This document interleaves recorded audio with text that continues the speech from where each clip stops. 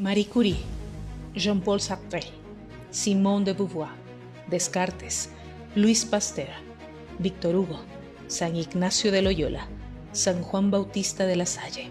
Tienen algo en común.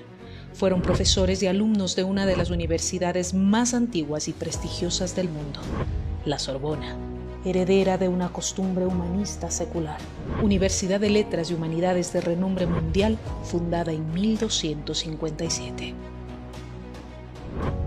Por segunda ocasión invita, esta vez a su campus internacional Condorcet, como conferencista magistral al exmandatario, economista, PhD, Rafael Correa Delgado.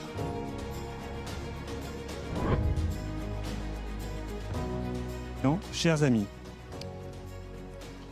en tant que président de la Sorbonne Nouvelle, je tiens tout d'abord à dire que c'est un grand honneur pour nous et une très grande satisfaction de vous accueillir toutes et tous dans cet amphithéâtre du campus Condorcet en l'honneur du président Rafael Correa. La qualité et le nombre des participants témoignent de l'intérêt manifesté pour votre parcours professionnel et politique. L'attente est donc forte pour entendre votre vision de l'Amérique latine, mais aussi un signe d'amitié. Nous y sommes d'autant plus sensibles que c'est, me semble-t-il, une première ici, celle de la présence d'un chef d'État dans nos murs. Vous étiez déjà venu faire une conférence dans le grand amphithéâtre de la Sorbonne en 2013, en votre qualité de chef d'État, à l'occasion d'une visite officielle à Paris, et les participants en avaient conservé un excellent souvenir. L'annonce de votre présence sur le campus Condorcet a suscité des réactions passionnées, je crois que tout le monde le sait, sur les réseaux sociaux, car nous avions pensé dans un premier temps ouvrir cette conférence plus largement encore au public, mais comme vous le voyez, nous sommes déjà assez nombreux. Et pour des raisons de sécurité, afin d'éviter d'éventuels débordements, nous avons préféré choisir un format plus restreint et garantir ainsi le bon déroulement de cette conférence. Le public est venu ici pour vous entendre. Je vous donne donc la parole, Monsieur le Président, en vous remerciant de nouveau très chaleureusement pour votre présence parmi nous, au nom du campus Condorcet, de l'Université Sorbonne Nouvelle, de l'IA. Gracias por la invitación, gracias al Instituto de Altos Estudios de la América Latina, gracias a cada uno de ustedes por haber venido. Como ya explicó el presidente, era una convocatoria abierta, se llenó el cupo, pero por las amenazas sufridas, por las cartas groseras de la embajada, la universidad razonablemente prefirió hacer con invitación directa para evitar cualquier incidente. Eso es lo que hemos tenido que sufrir 5 años. No voy a hablar de eso en la conferencia, ¿no? Como bien dice el presidente, no es coyuntural, es algo más profundo en que he estado trabajando en los últimos años. Pero sí era bueno que conocieran aquello, ¿no? Porque eso es parte de la respuesta al enigma del desarrollo, ¿no? La mediocridad política que no trate de sobresalir siendo mejor que el otro, sino hundiendo al otro. Y eso es característico de América Latina, 5 años de persecución. Si se genera un incidente aquí, alguien grita, porque los últimos 5 años ha sido así en Ginebra, en muchos lados, solo lo miramos con un piadoso silencio y seguimos después. Nos quedará, como siempre, muy mal. Pero gracias a todos por venir. El tema de esta conferencia es el enigma del desarrollo. Espero hablar, me quedó un poco larga, ojalá tengan paciencia. No la voy a poder acabar en 1 hora, la idea era 2 horas, 1 hora de conferencia, 1 hora de preguntas y respuestas. Va a ser 1 hora y cuarto, 1 hora y media. Yo me puedo quedar largo, yo solo vine para esto. Y si tienen paciencia para las preguntas y respuestas. Como les decía, es un tema, no es coyuntural, no es sobre la situación política en Ecuador. Algunos esperarán que hable de eso, o latinoamericana. En las preguntas y respuestas podemos hablar de eso. Como políticos esperarán que hable mucho de la política contemporánea, no vamos a hablar de eso. Vamos a hablar reflexiones más profundas, históricas, sobre el desarrollo, sin aspirar a tener la respuesta, tan solo a suscitar la discusión, a dar algunas ideas, porque para empezar, con mucha soberbia los economistas muchas veces hablamos de la teoría del desarrollo. No existe teoría del desarrollo, existe una disciplina del desarrollo. Disciplina es un campo de conocimiento, pero que toma partes científicas, técnicas, pero también no científicas, incluso arte, ¿no? El arte del desarrollo. Y es el tema que no debe obsesionar a la academia latinoamericana, a los políticos latinoamericanos, que en su mediocridad solo piensan en la siguiente elección, captar unos puestitos en la asamblea. Nuestra obsesión debe ser superar 200 años de su desarrollo. 200 años son suficientes y espero que esta conferencia contribuye un poco al debate de este tema, insisto, que no solo debe ser prioritario, debe ser obsesivo para la academia latinoamericana y para los políticos latinoamericanos. Bueno, si don Cristóbal hubiese sido economista, cuando descubrió América hubiera dicho América al sur del Río Grande, pues así lo llaman los gringos, Río Bravo los mexicanos, se va a desarrollar más rápidamente que la América del Norte, porque si bien ambas regiones tenían abundantes recursos naturales, en el sur teníamos civilizaciones más consolidadas, mayas, aztecas, incas, no había nada comparable a América del Norte, con grandes avances técnicos, claro, no habían descubierto la rueda, etcétera, pero tenían grandes avances técnicos en agricultura y en otros dominios, en otros ámbitos, y sucedió todo lo contrario, como veremos. Por supuesto, algunos dicen que Cristóbal Colón sí fue economista, ¿no? Sí saben eso, ¿no? Porque cuando salió no sabía dónde iba, cuando llegó no sabía dónde estaba, y todo fue pagado por el gobierno. Y por eso también nos dice Alain Ruquier, que no pudo venir, un querido amigo, presidente de la Casa de América Latina y sobre todo autor, para mí el mejor ensayo que hay sobre la región, que es América Latina, Introducción al Extremo Occidente, donde como extranjero, diplomático que vio muchos años en América Latina, imparcialmente, objetivamente y muy duramente, analiza la región, pero extraordinario el ensayo. En todo caso, él llama a América Latina el continente de los malos entendidos, porque cuando llegó, desde que empezamos, llegó Cristóbal Colón y creía que estaba en las Indias Orientales, ¿verdad? País como Ecuador, aquí hay muchos ecuatorianos y qué alegría verlos, compañeras y compañeros. Pero en el caso de Ecuador, ustedes ven los pósters de turismo turísticos y ven indígenas. Ven a nuestra selección de fútbol y solo ven afros. Y van a nuestra embajada y solo ven caucásicos, ¿no? Entonces es difícil entender América Latina. Pero en todo caso, ¿qué es lo que en verdad sucedió? Que América del Norte se desarrolló y América del Sur no lo hizo. Este es el mapa de desarrollo humano, que es el principal indicador de desarrollo de las Naciones Unidas. Los que conocen un poco esto, están en la práctica del desarrollo. Toda mi vida he estudiado el desarrollo y he tenido la suerte de ir 10 años a un país en vía de desarrollo. Creo que algo puedo aportar desde la academia y siempre fui académico, así que es una gran alegría estar aquí y de la experiencia.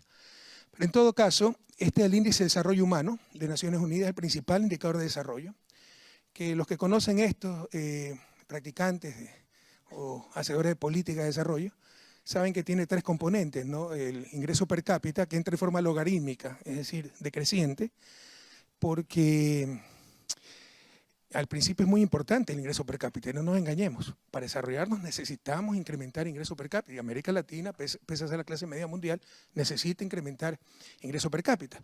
Pero tampoco es deseable el crecimiento ilimitado, ni posible, pues obviamente. Si todos los chinos tuvieran el nivel de vida de Nueva York, necesitaríamos 5 planetas.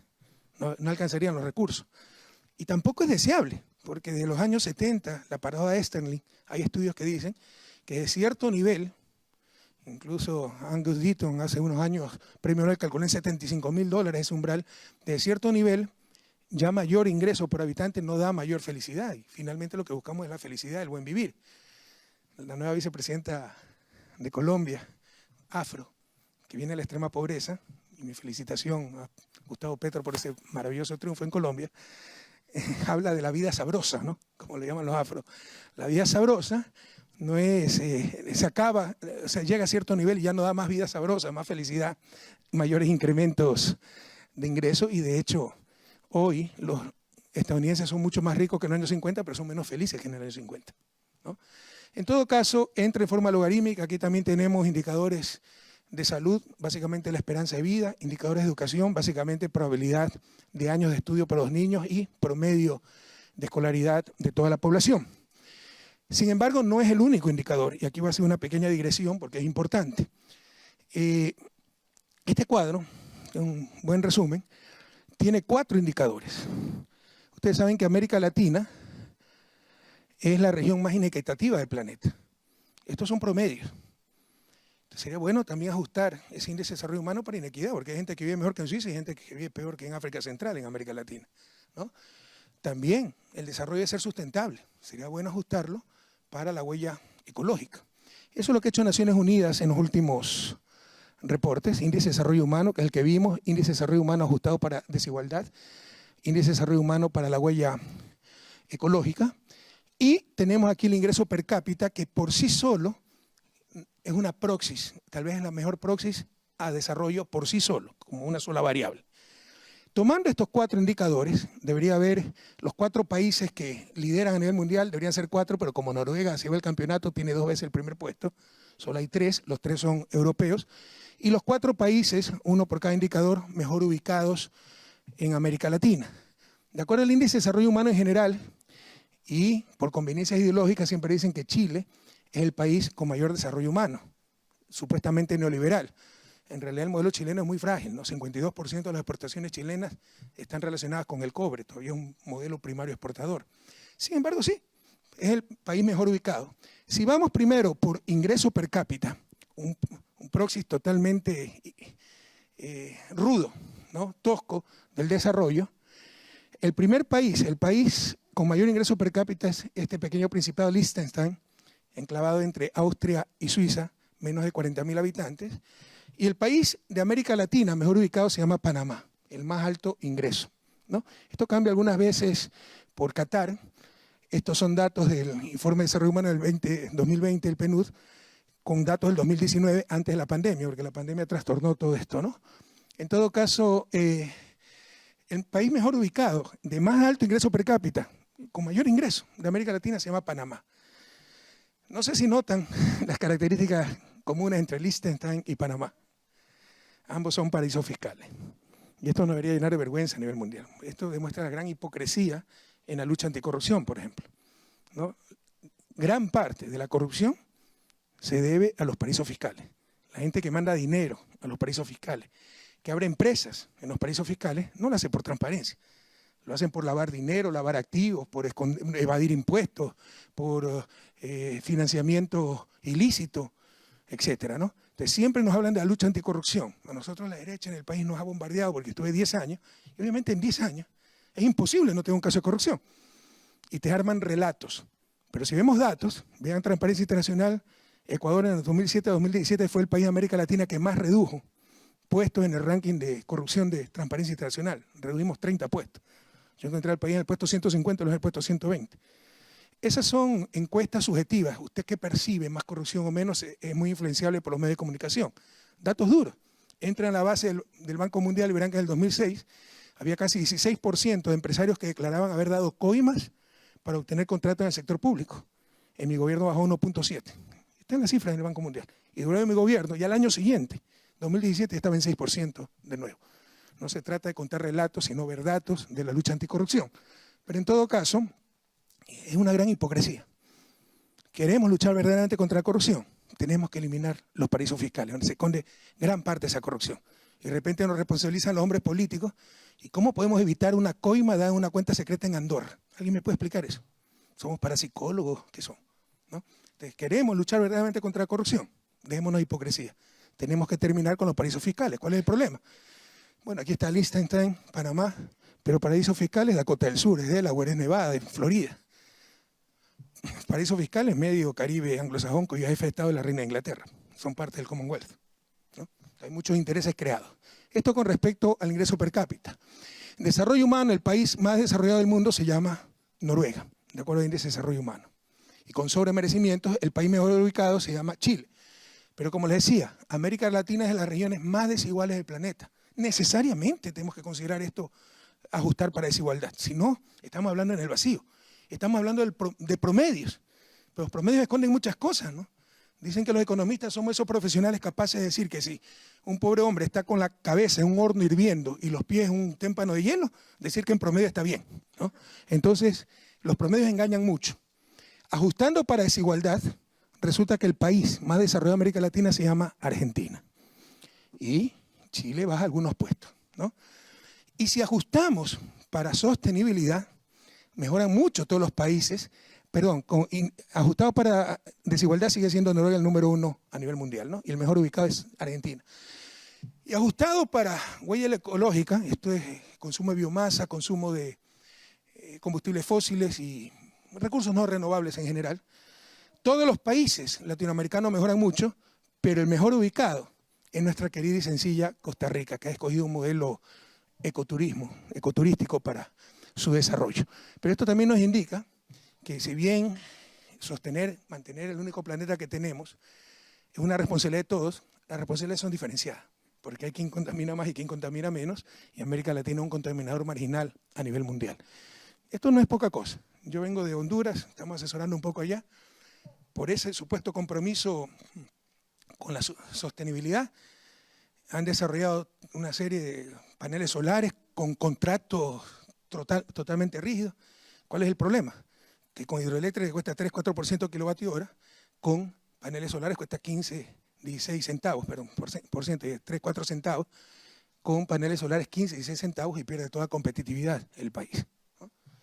Bueno, y así nos convertimos, debí poner comillas para que no me saquen de contexto esto, en el patio trasero. Siempre nos quejamos, sobre todo la izquierda, el patio trasero, y nos victimizamos, ¿no? Por eso, qué malos los gringos, somos el patio trasero. Y es verdad, la política exterior norteamericana ha sido terrible hacia América Latina y hacia el mundo entero en general. O sea, sus invasiones, sus presiones, no, por defender la libertad, la democracia. Sí, algunas veces han protegido dictadores como Pinochet, aplaudieron el golpe de Estado en Honduras, derrocaron gobiernos democráticos. El único denominador común es que han defendido sus intereses, no nos engañemos. Esa es la política exterior. Y siempre nos victimizamos y tenemos razón en quejarnos de eso, o sea, eso es verdad. Pero la primera pregunta que tendríamos que hacernos es, si en verdad somos responsables y queremos superar esos desarrollos, es por qué somos nosotros el patio trasero y no ellos. Si empezamos nuestra vida republicana casi al mismo tiempo, si los dos sufrimos colonizaciones muy duras, si teníamos igual o más recursos, teníamos civilizaciones más consolidadas, más avance técnico. Había países con ingresos per cápita más altos que Estados Unidos en la colonia, como México. Muchos países latinoamericanos tenían más ingresos por habitante que Estados Unidos. ¿Qué nos pasó? ¿Qué nos sigue pasando? Y ese es el objetivo de esta conferencia, no encontrar respuesta definitiva, suscitar el debate al respecto, aunque sea que empecemos a reflexionar sobre esas cosas profundas y no quién gana las próximas elecciones, que te gané el puestito en la asamblea, que hoy te pisotea a ti y mañana tal vez tú me pisoteas a mí. Es como la ludopatía política, ¿no? Como ese jugador empedernido que juega y pierde 99 veces, pero la vez que gana compensa las 99 pérdidas y es un comportamiento irracional. Algo de eso tiene la política latinoamericana. Debemos ir a lo más profundo. 200 años de su desarrollo, cómo superarlos. Y para eso hay que saber las preguntas. Como decía la mayor mente del siglo XX, Albert Einstein, si tuviera una hora para tomar una decisión de la cual dependiera mi vida, me tomaría 55 minutos en plantearme la correcta pregunta. Yo creo que hay dos preguntas, al menos básicas, no sé si son todas y si son tan correctas, pero al menos básicas, para mí evidentes. La primera, si originalmente teníamos igual o mayor cantidad de recursos naturales que Estados Unidos, civilizaciones con mayor organización social y tecnología más avanzada, si ambas regiones sufrieron duras colonizaciones, y empezamos nuestra historia como repúblicas independientes con pocas décadas de diferencia. La Declaración de Independencia de Estados Unidos en 1776, el primer presidente fue en 1789, Washington, y en 1810 Argentina declaraba su independencia. Entonces la pregunta es, ¿por qué Estados Unidos se desarrolló y nosotros no? En general América del Norte. Me voy a referir más concretamente a Estados Unidos. Y la segunda pregunta, sí, ahora que somos el patio trasero hay grandes restricciones, como país capitalista periférico. Lo he vivido, ¿quién más que yo, que goberné 10 años? Conozco esas restricciones, que nos tratan de imponer políticas totalmente opuestas a nuestros intereses, pero en función de los de ellos. Y algunas veces con el aplauso de la gente, porque creen que es lo correcto, ¿no? Cuando es lo más antihistórico, lo más antitécnico. A todo presidente que busca el bienestar de su pueblo y no se alinea con los intereses de Estados Unidos, entonces somos narcoterroristas. Se me acaba la lista de insultos que nos dan, ¿no? Y locos, autoritarios, dictadores y todas esas cosas, ¿no? Entonces, por supuesto que hay restricciones. Hay restricciones técnicas del desarrollo tardío. La teoría de la dependencia, que dio muchos aportes, pero también muchas equivocaciones, porque fue el paño de lágrima, ¿no? Nosotros somos pobres porque ustedes son ricos, entonces no tenemos que cambiar nada, sino que tienen que cambiar ustedes. Nosotros somos los buenos, ustedes los malos, y así nos inmovilizan. También tuvo muchos aciertos, ¿no? Uno de ellos, bueno, hay grandes pensadores como Marini, que nos hablaba de la industrialización orgánica. La primera ola de industrialización, cuando no había revolución industrial, no había industria, tenía necesariamente que venir con la creación también de industria de bienes de capital.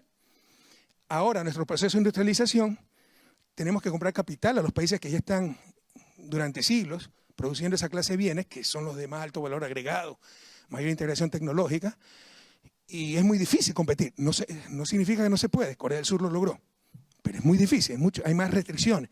Es lo que Marini llamó la industrialización orgánica. Generaba sus propios márgenes de acción con industria pesada, etc. Nosotros no hemos tenido, por desarrollo tardío, industrialización tardía, esa industrialización orgánica es más difícil. Entonces, por supuesto que hay restricciones técnicas, políticas, etc., pero la cuestión es sin esas restricciones, ¿seríamos desarrollados?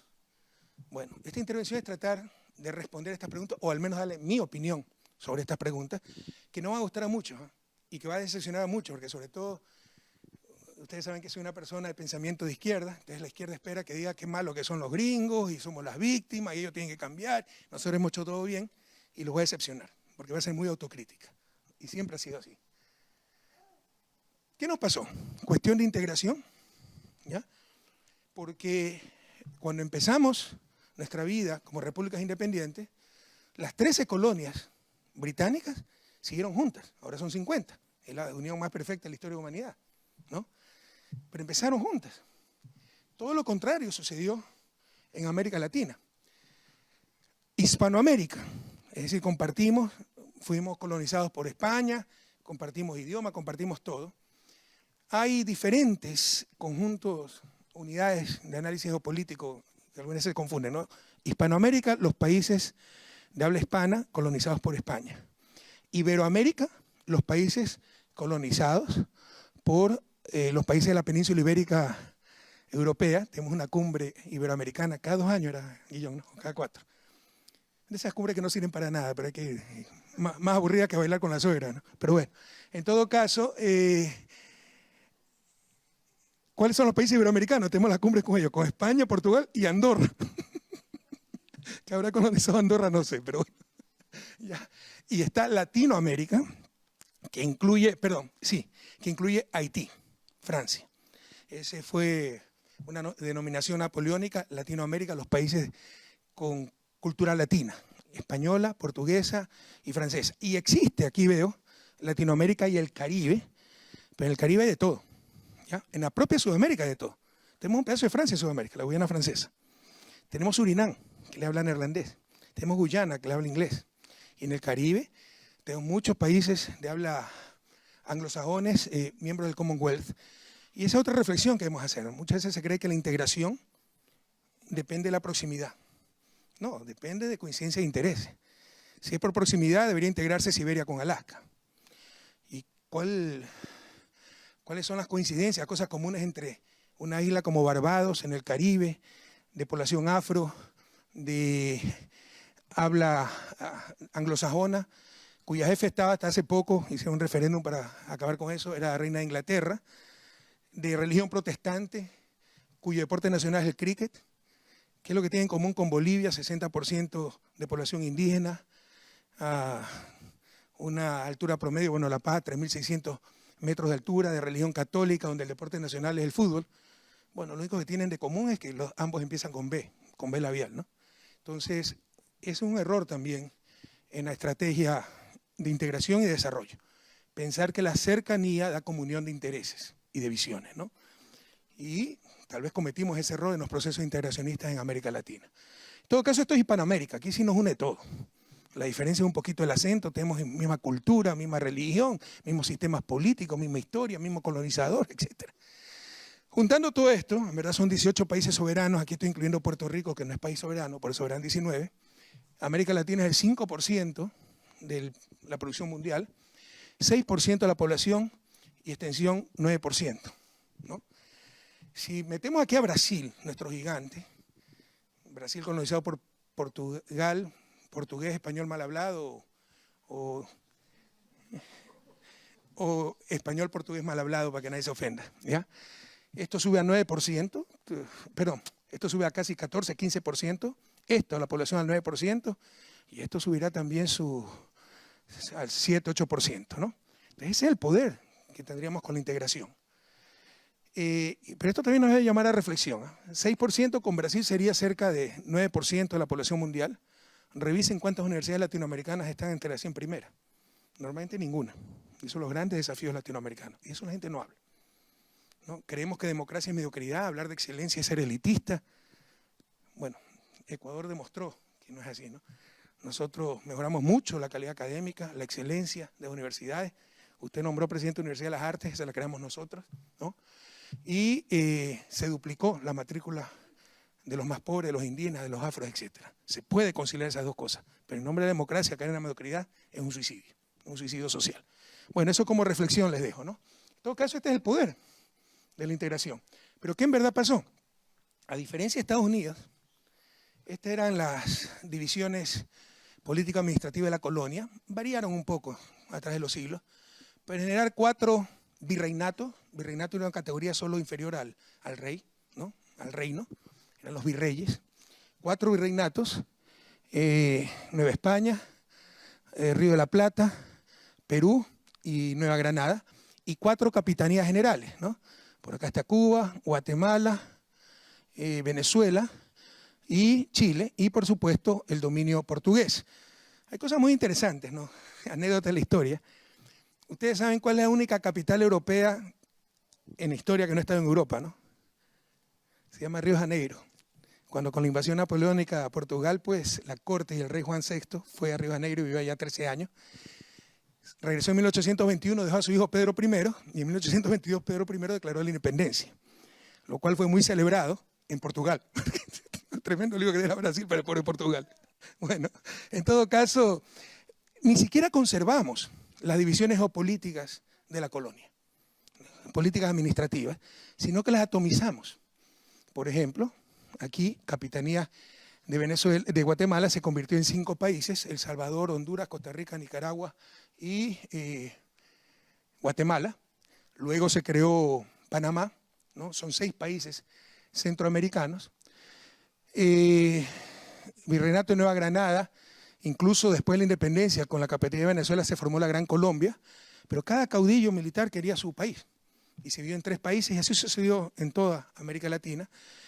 Y no solo eso, no se respetó el utis possidetis juris, los límites jurídicos de la división política administrativa de la colonia, sino que fue el utis possidetis de facto. De hecho, yo estoy ocupando esto, no es parte de mi capitanía, no es parte de mi reinato, pero estoy ocupando y hasta aquí llega mi país.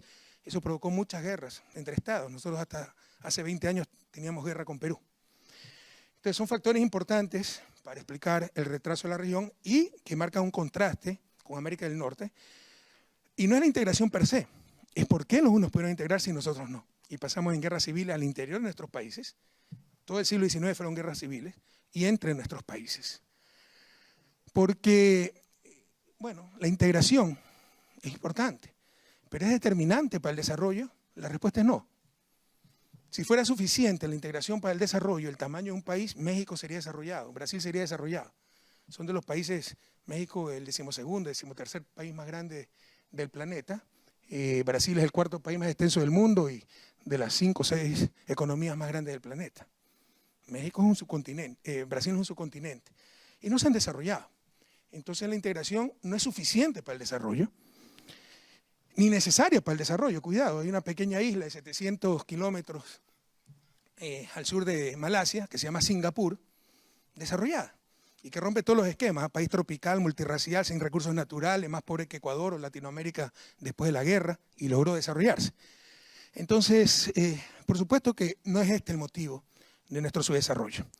Lo que produjo, o lo que impidió la integración, sí.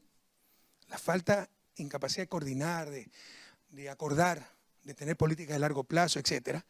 Sin embargo, cuidado, que no se me malinterprete, no es necesario ni suficiente para el desarrollo, la escala de la economía de un país, pero sí es tremendamente deseable. Y ese lo vio desde siempre, ese gran latinoamericano, para mí el más grande latinoamericano de la historia, Simón Bolívar, un hombre que pensaba en siglos y miraba en continente. En la Carta de Jamaica dice claramente: es una idea grandiosa pretender formar de todo el mundo nuevo una sola nación con un solo vínculo que ligue sus partes entre sí con el todo, ya que tiene un origen, una lengua, unas costumbres y una religión, debería por consiguiente tener un solo gobierno que confederase los diferentes estados que hayan de formarse. Muy claro, muy contundente. Eso intentamos hacer a inicios de este siglo en América del Sur, creando la Unión de Naciones del Sur, que por motivos ideológicos, y ahí ven algunas de las respuestas del Lenismo de Desarrollo, fue destruida. Y fue destruida por el propio gobierno ecuatoriano, que era la sede de UNASUR, y aplaudida, como creían que era creación de Correa y de Chávez, aplaudida por los opositores, haciéndonos daño a nosotros mismos, yendo contra la historia, contra todo, y mintiendo, porque UNASUR va mucho más allá de cualquier ideología. De hecho, entre los presidentes fundadores estuvo Álvaro Uribe de Colombia o Alan García de Perú. Las cosas han cambiado, se han enrarecido mucho en América Latina, una polarización terrible, ya no hay límite ni escrúpulos, porque cuando yo me inicié en mi gobierno, pese a tener diferencias, habían mínimos comunes, por ejemplo, la voluntad integracionista, el respeto al Estado de Derecho, el respeto a los derechos humanos. Hoy no se respeta nada, ¿no? En verdad estamos en una época bastante rara en América Latina. En todo caso, UNASUR no ha desaparecido, está herida de muerte, no de muerte, está gravemente herida, y esperamos que con esta nueva ola progresista en la región, como si esto fuera patrimonio de la izquierda o del progresismo, este es el patrimonio o vocación de los latinoamericanos, ¿no? Inspirados entre otros por la Unión Europea, esperamos que se recupere. Esta era una integración integral, así le llamamos, porque la integración neoliberal es grandes mercados, consumidores. La globalización neoliberal no es que busca una sociedad mundial, busca un mercado mundial. No es que buscan ciudadanos del mundo, buscan consumidores mundiales. UNASUR buscaba la ciudadanía sudamericana, armonizar políticas. Por ejemplo, en lugar de luchar entre nosotros, competir para ver quién baja más salario, más flexibilización laboral, regala más impuestos para que vengan las transnacionales de capital internacional a invertir, tener salarios básicos regionales, sistema tributario muy similar a nivel de región, y ponerle nosotros las condiciones al capital transnacional y no que el capital transnacional le ponga las condiciones a cada uno de nuestros países. Esto buscaba compartir una agenda de investigación. La investigación, conocimiento es clave. El nuevo colonialismo es el colonialismo cognitivo. Dependemos de conocimiento que generan otros. Esto fue dolorosamente verificado en la pandemia, cuando América Latina no podía ni producir vacunas. Estábamos esperando la caridad de los países ricos, pero investigar es caro. Entonces, para no duplicar esfuerzos, Perú y Ecuador, había una agenda de investigación en UNASUR. Había coordinación para obras de infraestructura, por ejemplo, conectividad eléctrica. Ecuador es excedentario en energía eléctrica, el norte de Chile es deficitario. Tendiendo cables que pasan por Perú y cobra Perú por ese servicio, podemos mandar energía. De Ecuador no es el mismo electrodo, ¿no? Cambia, pero mandamos a Perú y Perú le manda a Chile y nos ayudamos mutuamente. Bueno, todo eso intentó ser destruido, pero tenemos la esperanza de que se recupere. Y también teníamos CELAC, Comunidad de Estados Latinoamericanos y del Caribe, 33 países, en UNASUR éramos 10 países. Por ejemplo, en UNASUR teníamos 4 idiomas oficiales: español, portugués, inglés y neerlandés, holandés, porque estaba Surinam también. De repente el presidente de UNASUR era el general Bouterse. ¿Quién lo conocía en América Latina? ¿Y a quién conocía en América Latina? Además de algunos problemas en Holanda, ¿no? Pero bueno, creo que son errores que cometimos.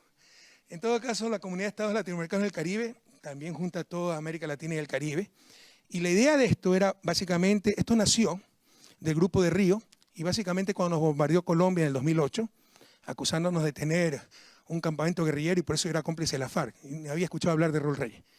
Pero fíjense lo ilógico que es la discusión en Latinoamérica y la política latinoamericana.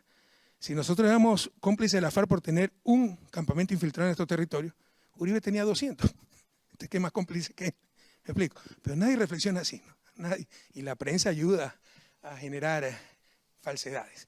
En todo caso, hubo una grave crisis en América Latina, coincidía con la reunión del Grupo de Río en República Dominicana, dirigida por un gran latinoamericano, Leonel Fernández, que manejó muy bien la reunión. Resolvimos el problema en un día, entre nosotros se necesitaba ir a Washington, a la OEA, y nos dimos cuenta que podemos resolver, procesar nuestros conflictos nosotros mismos. Y de ahí se decidió crear la Comunidad de Estados Latinoamericanos del Caribe, y el objetivo era reemplazar a la OEA, que no es otra cosa que el Ministerio de las Colonias, y peor con Luis Almagro, terrible, ¿no? Que entre otras cosas provocó el golpe de Estado en Bolivia, e incluso el sistema de derechos humanos, no sé si se han dado cuenta. Comisión Interamericana de Derechos Humanos, que funciona casi como una ONG. El sistema de derechos humanos europeo es unicéfalo, solo tiene la Corte. Y es una función de la Corte lo que realiza la Comisión en América Latina y en América. El sistema interamericano de derechos humanos es bicéfalo, Corte y Comisión. La Corte es muy rigurosa, aunque ni siquiera son jueces tiempo completo, pero bastante rigurosa. La Comisión es poco menos que una ONG, llena de novelería, con sede en Washington. Entonces es muy respetada en algunos países porque denunció los crímenes de la dictadura, el Plan Cóndor, pero tiene la sede en el país que coordinó el Plan Cóndor y que promocionó el Plan Cóndor. Entonces son las grandes contradicciones. América Latina también necesita un nuevo sistema de derechos humanos realmente más que interamericano, latinoamericano. Y eso era un poco CELAC, ¿no? También inmovilizaron CELAC, ahora con la presidencia primero de Andrés Manuel López Obrador y ahora de Alberto Fernández, se está tratando de rescatar la CELAC. Pero no era ni necesario ni suficiente para el desarrollo, pero sí altamente deseable. Tenemos un pasado común, tenemos un futuro común. 18 países hispanoamericanos, 19 con Brasil, iberoamericanos, prácticamente con la misma lengua, la misma cultura, la misma religión, los mismos sistemas políticos, todas son repúblicas presidencialistas, frente a una Unión Europea, que eran 28 países, ahora son 27, pero diferentes sistemas políticos, diferente religión, diferente idioma, se mataban por decenas de millones hace unas décadas y tuvieron la voluntad de unirse. Entonces, eso que nos sirva de ejemplo, ¿no? Y mientras Europa tendrá que explicarle a sus hijos por qué se unieron, nosotros tendremos que explicarle a los nuestros por qué nos demoramos tanto. ¿Qué es? Cuestión de instituciones. Y esa es un poco la ideología disfrazada de ciencia, ¿no? Los latinoamericanos han sido una bestia y no se nos ocurrió al principio la democracia liberal y el capitalismo liberal, que de hecho en gran medida sí se impuso desde el inicio. Otra cosa es que haya habido inestabilidad, ¿no? Y ustedes leen libros como Acemoglu y Robinson, ¿por qué fracasan los países? Y básicamente es eso, porque no se nos ocurrió desde el inicio democracia liberal y capitalismo liberal.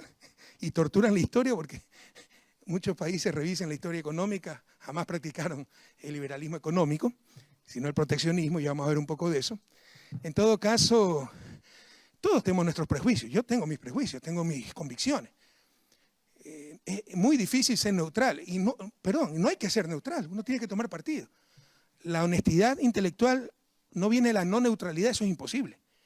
Viene que a pesar de no ser, la honestidad intelectual no viene de la neutralidad. Viene que a pesar de no ser neutrales, vemos la realidad y tratamos de ser lo más objetivos posible y no torturar la realidad para imponer nuestras ideas o satisfacer nuestras fijaciones. Bueno, lastimosamente Acemoglu y Robinson, con ejemplos históricos, etcétera, lo que tratan es desde el inicio probar de lo que ya estaban convencidos, ¿no? Que todo país debe seguir el neoliberalismo, la democracia liberal, al estilo Europa, al estilo Estados Unidos, y no se nos había ocurrido antes porque somos poco menos que brutos, ¿no? Entonces, y por políticos corruptos que nunca obedecen a la gente, y son cosas que venden libros, ¿no? Pero no son reales, porque, porque arte de magia, todo político que es electo en América Latina se vuelve enemigo de su gente, ¿no? Y es diferente a su gente. Entonces, nos ven una serie de cosas que se escuchan bien, pero no son reales, ¿no? Entonces, entre ellas, las instituciones, y eso es ideológico. Tratan de imponernos la misma medicina para cualquier enfermedad, para cualquier paciente, el mismo set de instituciones, y que esa es la fórmula del éxito, porque eso es lo que practican los países hoy desarrollados, que además tampoco es tan cierto, ¿no? Bueno, es cierto que la inestabilidad, más que la calidad de las instituciones formales, la inestabilidad de esas instituciones nos perjudicó mucho. Eso es otra expresión de los problemas culturales que tenemos. La falta de respeto a las reglas de juego, de coordinar, etc. Por ejemplo, les decía que México era más rico en la colonia que Estados Unidos. En el año 1847 Estados Unidos le llegaba a la capital, lo derrotaba en la guerra mexicana que le quitó la mitad del territorio a México. ¿Y por qué? Entre otras cosas, porque Estados Unidos en 23 años, en 58 años tuvo 16 gobiernos. La única vez que se interrumpió un periodo de gobierno fue por la muerte natural de un presidente. En 23 años, desde que se proclamó como Estado federal, porque México empezó como imperio, México tuvo 40 gobiernos. Tuvo una inestabilidad terrible. Claro, eso fue un factor determinante para el debilitamiento de México y para su derrota frente a Estados Unidos. Pero eso ya no va más. desde el siglo pasado, 1917, tiene una nueva constitución México, donde se organizó como Estado federal, calco y copia de Estados Unidos prácticamente. Desde 1934, con Lázaro Cárdenas, ha habido 14 presidentes, el periodo allá es 6 años, todos han acabado su periodo. México ha tenido más estabilidad democrática formal que Estados Unidos, que Alemania, España, en esta época estaba en dictadura España, ¿no? Alemania, España o Francia, y sigue en el subdesarrollo. Aquí hay una idea potente. La respuesta al enigma del desarrollo no está en las instituciones formales. Sería muy fácil copiar las instituciones formales. Es más profundo ese problema. Y yo les diría, les anticipo un poco la conclusión de esta sección, lo más importante es cómo nos comportamos cuando no hay instituciones. O de acuerdo a nuestras instituciones informales, y eso se llama cultura. Los valores compartidos, la información compartida, etc., ¿no? Dirán, no, pero esto es la parte política, democrática. Dicho sea de paso, la democracia para nosotros debe ser un instrumento de desarrollo. Debemos convertirla en un instrumento de desarrollo, ¿no? Debe tener meritocracia. Algunos creen que democracia es no tener poder. La ausencia de poder es una locura. Es poder democrático, con contrabalance, con escrutinio público, limitado por el Estado de Derecho. Pero hay que tener poder, pues, peor para cambiar realidades tan duras como la América Latina, donde ganar elecciones no es ganar el poder. El poder fáctico, el poder de hecho sigue en las manos de las élites. Poder económico, poder mediático, que desequilibra todos los demás poderes. Poder militar, los militares están en función del status quo. Poder religioso incluso. Y poder extranjero, ¿no? Intervención. En todo caso dirán, no, pero esto es instituciones políticas. El problema son instituciones económicas. Sí, es que América Latina el estructuralismo y la intervención del Estado y que no dejaban que funcione el mercado. Pues desde los 90 eso ya no es cierto, ¿no? Nos fuimos de un extremo al otro, de desconfiar en el mercado con toda la escuela cepalina, planificación, rol del Estado, a sálvese quien pueda, minimización del Estado, comercio internacional, etc. El famoso consenso de Washington.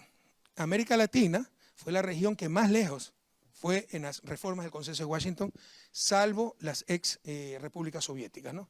Que profundizaron aún más. El cambio fue más drástico y de hecho Rusia bajó 30% su PIB, ¿no? Por las reformas. En todo caso, este es un índice que creó el BID, tremendamente mal hecho, me voy a referir a esto, porque estos son fraudes realmente académicos, fraudes, no se lo puede llamar de otra forma. Structural Policy Index es el índice de reformas estructurales, está compuesto de 5 índices de reforma financiera, liberalización financiera, flexibilidad laboral, aperturismo, comercio, privatizaciones, y se me escapa uno, financiera, laboral, comercial, privatizaciones, caramba.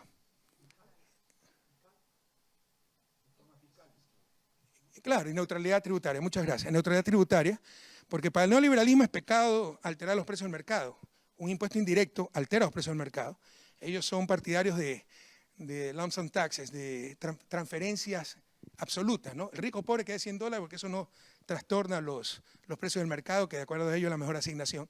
Entonces también median la neutralidad tributaria, lo que es una barbaridad en un país, en una región tan desigual donde los sistemas tributarios deben ser progresivos, que el que más tiene más pague. No, pero buscan la neutralidad. Pero bueno, aquí tenemos, y de hecho en el 85, sí, Chile era el país más neoliberal. Pero esto cambió drásticamente. Y por ejemplo en el 95 ya era Bolivia. Y ustedes saben que Bolivia era un desastre antes de la llegada de Evo Morales, ¿no? Entonces no se trata tampoco de instituciones económicas. Y les decía que yo hice mi tesis de doctorado sobre esto. Si ustedes investigan América Latina tras una década de reformas, este informe del BID, créanme que da indignación, ¿no? Porque como dice Lance Taylor, las investigaciones del Fondo Monetario, Banco Mundial, BID, han sido una multimillonaria campaña de marketing ideológico. Revísenlos, esto lo hizo sobre todo un colombiano que se llama Eduardo Lora, no lo conozco y supongo que es una buena persona, pero vean los artículos previos, lo dice ingenuamente. Como me daba aquí negativa en la regresión con el crecimiento, las reformas estructurales, saqué esto, metí esto, hasta que conseguí una regresión, un modelo que me daba positivo, para demostrar lo que yo creía. Pero lo dice. Como decía Ronald Coase, Premio Nobel de Economía, torturad los números hasta que Natura confiese, ¿no? Ni siquiera, con estos índices, ni siquiera era posible hacer regresiones, porque no son índices monotónicos. No es que si privatizo más, tengo mayor índice en privatizaciones y eso se correlaciona con mayor crecimiento. No, si yo privatizo más, 50%, pero la máxima observación privatizó 100% más, como son índices normalizados de acuerdo a la máxima y mínima observación, puede que baje el valor del índice, pese a que aumenté la privatización. Que ni siquiera son índices monotónicos, esto no es digno ni de un chico de primer año de economía.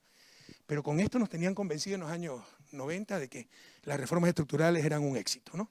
Y es una gran mentira. De hecho, esto nos llevó a grandes crisis, como la crisis de la convertibilidad en Argentina y la crisis bancaria en Ecuador, ¿no? La desregulación bancaria, por ejemplo. Y vamos viendo, pues, si es verdad que mientras más vayamos a ese paradigma neoliberal, más éxito vamos a tener, y sobre todo si Estados Unidos cumple con esas normas y nosotros no. Este es el índice de aperturismo económico. En el corazón del neoliberalismo está el libre comercio, ¿no? Ese es su panacea. Prácticamente no hay país que se haya desarrollado con libre comercio. No estoy diciendo que el comercio es malo, el bobaperturismo es malo. El comercio para el desarrollo es muy bueno. Hay que insertarse inteligentemente en los mercados internacionales. En todo caso, este es el principal indicador de apertura de una economía. Y resulta que, salvo 3 países, todos tienen mayor nivel de aperturismo que Estados Unidos, que es un país bastante cerrado, dicho sea de paso, ¿no? Pero es que Estados Unidos, aquí está equivocado, presidente, porque Estados Unidos, claro, tendría que considerar cada estado cómo negocia con otros estados afuera, o considerar a toda la región el comercio extrarregional, no intrarregional. Bueno, aquí está el comercio extrarregional, son datos de la CEPAL. El promedio de América Latina es 36%, el de Estados Unidos es 27%. Son mucho más abiertos que Estados Unidos. Entonces no es que no tenemos libre comercio, que no tenemos democracia, que no tenemos la receta que siempre nos impone, ¿no? Por lo que no hemos alcanzado el desarrollo. Alguien dirá, sí, pero la cuestión son los aranceles, y es cierto. Actualmente el promedio de América Latina es 4.6, en los 90 esto era 15 y 6%, o sea, el aperturismo en América Latina ha sido brutal. Y el de Estados Unidos es 1.6. Estas son cifras bastante engañosas, porque yo también les puedo decir, pongamos 0 de aranceles para la rosa, para el camarón, para el banano, porque nadie nos gana en eso. Y en lo que sí nos gana les pongo 100%. Entonces aquí también hay que ver la dispersión de aranceles, ¿no? Y eso cambia la película. Hay que ver las medidas para arancelarias. No. 0 aranceles, mete tu producto, pero te pongo unas condiciones fitosanitarias que nadie las cumple. Y también están los subsidios al sector agrícola y ganadero, ¿no? ¿Cómo compites contra subsidios de $20.000 anuales? Entonces hay mucha falacia en esto del libre comercio. Pero además hay un grave error, gravísimo, para mí el más grave error en el análisis del desarrollo. Que nos comparamos, yo creo que los procesos de desarrollo son irrepetibles. Pero si quieren, yo creo que se puede ganar experiencia. Pero si quieren hacer lo que hicieron para desarrollarse los países, no hagan lo que hacen ahora que están desarrollados, sino cuando tenían nuestro nivel relativo de desarrollo, ¿no? Ese es un error garrafal. Queremos imitar lo que hacen ahora, cuando son los campeones en productividad, en competitividad, entonces sí pueden darse el lujo de libre comercio porque van a ganar, y no lo que hicieron cuando tenían nuestro nivel de desarrollo relativo. Esto es muy importante y este cuadro es muy, muy importante también. Estas son las cifras para Latinoamérica. La fuente es un gran proyecto, Madison Project Database, que ha sacado la estadística histórica del PIB para todos los países del mundo, o para la mayoría, ajustado a dólares internacionales, es decir, ajustado espacialmente y temporalmente a dólares constantes, para que sean comparables. El dólar pierde valor, toda moneda, a través del tiempo, y no es lo mismo lo que compra el dólar en India que en Estados Unidos. Entonces, se ajusta para todo eso, y son cifras oficiales. Aquí están las cifras. Esta es la equivalencia con el PIB de Estados Unidos del año 2018. Haití es solo 3.1% del PIB de Estados Unidos. Por supuesto, Estados Unidos es 100%. El país que estamos tomando de referencia tiene 55.000 de ingreso per cápita ajustado para dólares internacionales. Panamá tiene 22.637. Pero esto es lo interesante. Y esta es la equivalencia con el PIB de respectivo año de Estados Unidos. Es decir, ese 3% de Haití, ¿a qué año correspondería? Ese 8.9% de Nicaragua, ¿a qué año del PIB per cápita de Estados Unidos correspondería? Bueno, para Haití ni siquiera hay estadística, porque antes es 1720. Para Nicaragua correspondería al PIB que tenía Estados Unidos en 1871. Caso de Panamá correspondería a 1966. Caso de un país como Ecuador, ¿ya?, correspondería para el año 1918. Entonces, si quieren imitar, bueno, imitemos bien. Imitemos cuando tenían nuestro nivel de desarrollo y no ahora que son los países más desarrollados del mundo. Y veamos qué hacía, por ejemplo, Estados Unidos en 1918. Porque, por ejemplo, ahora, para evitar que sus pueblos reelijan a sus gobernantes, como han funcionado. Si yo fuera boliviano, ¿qué era Bolivia antes de Evo Morales? Yo votaría 10.000 veces por Evo Morales. Evo Morales, con todo lo que hizo por Bolivia, debería ganar 120% de las elecciones. Y ganó con 48% y le hicieron un golpe de Estado. Y por supuesto, cuando se lanzó a la reelección era el cacique, dictador autoritario. Cuando Angela Merkel se lanzó al cuarto mandato, era una democracia madura y era una lideresa, ¿no? Esa es la doble moral, el doble estándar. En todo caso, aquí, Estados Unidos tenía reelección indefinida. La reelección indefinida de Estados Unidos para presidente, de presidente para abajo sigue reelección indefinida, senadores, etc.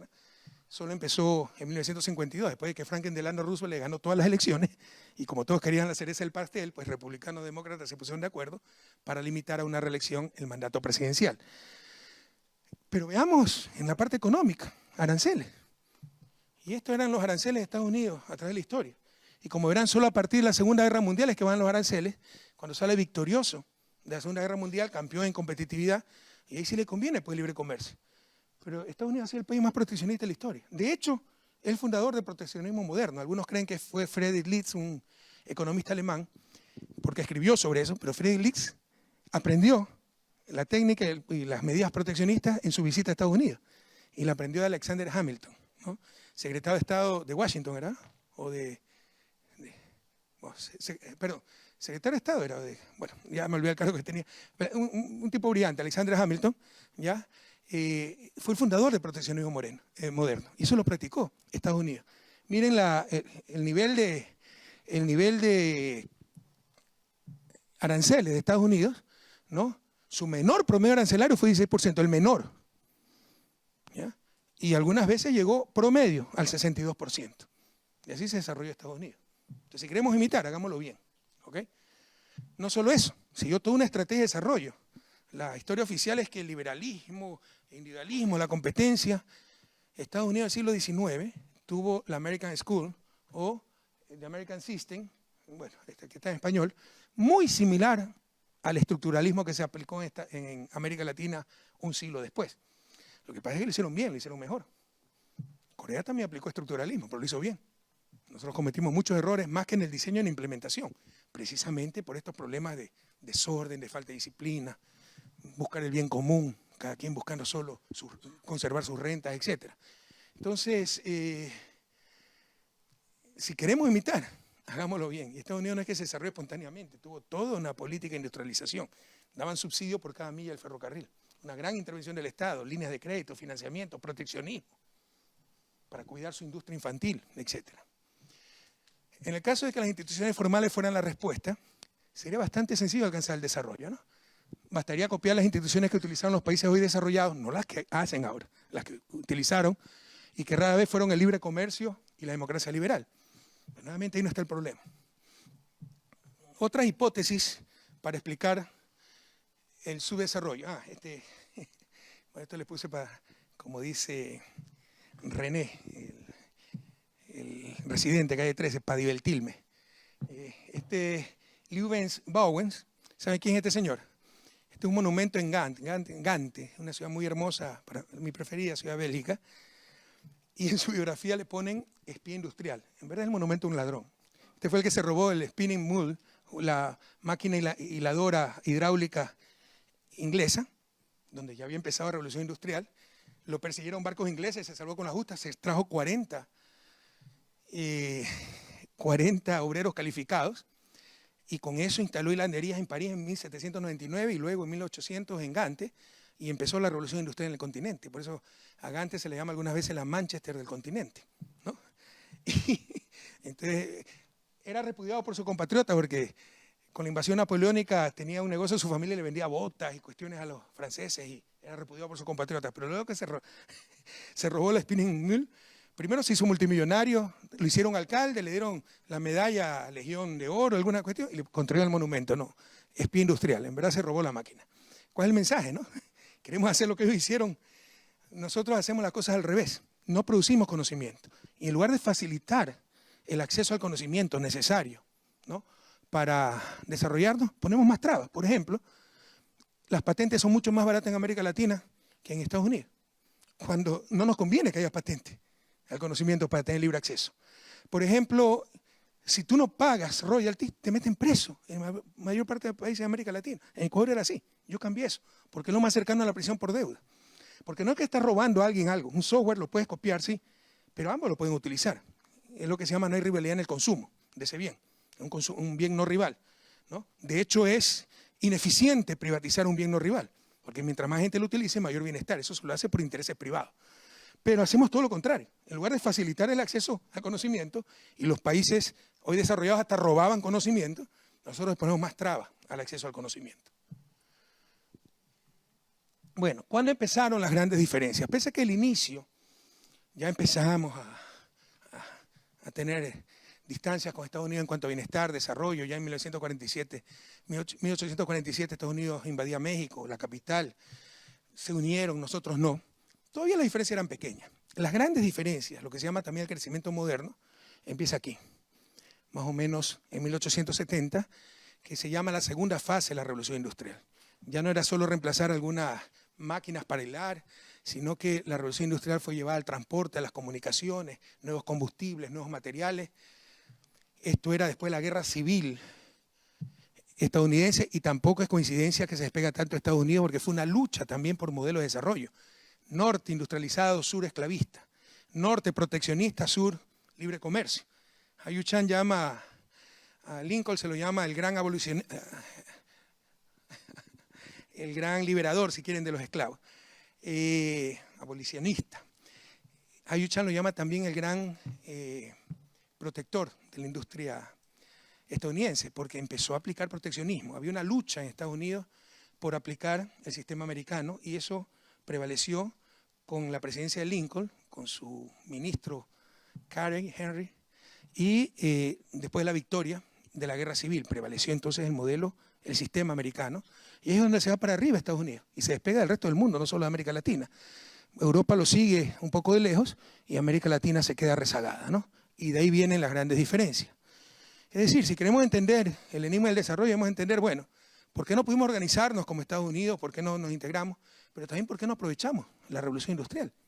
Si en ese momento estaba disponible para todos, la pudo aprovechar Estados Unidos.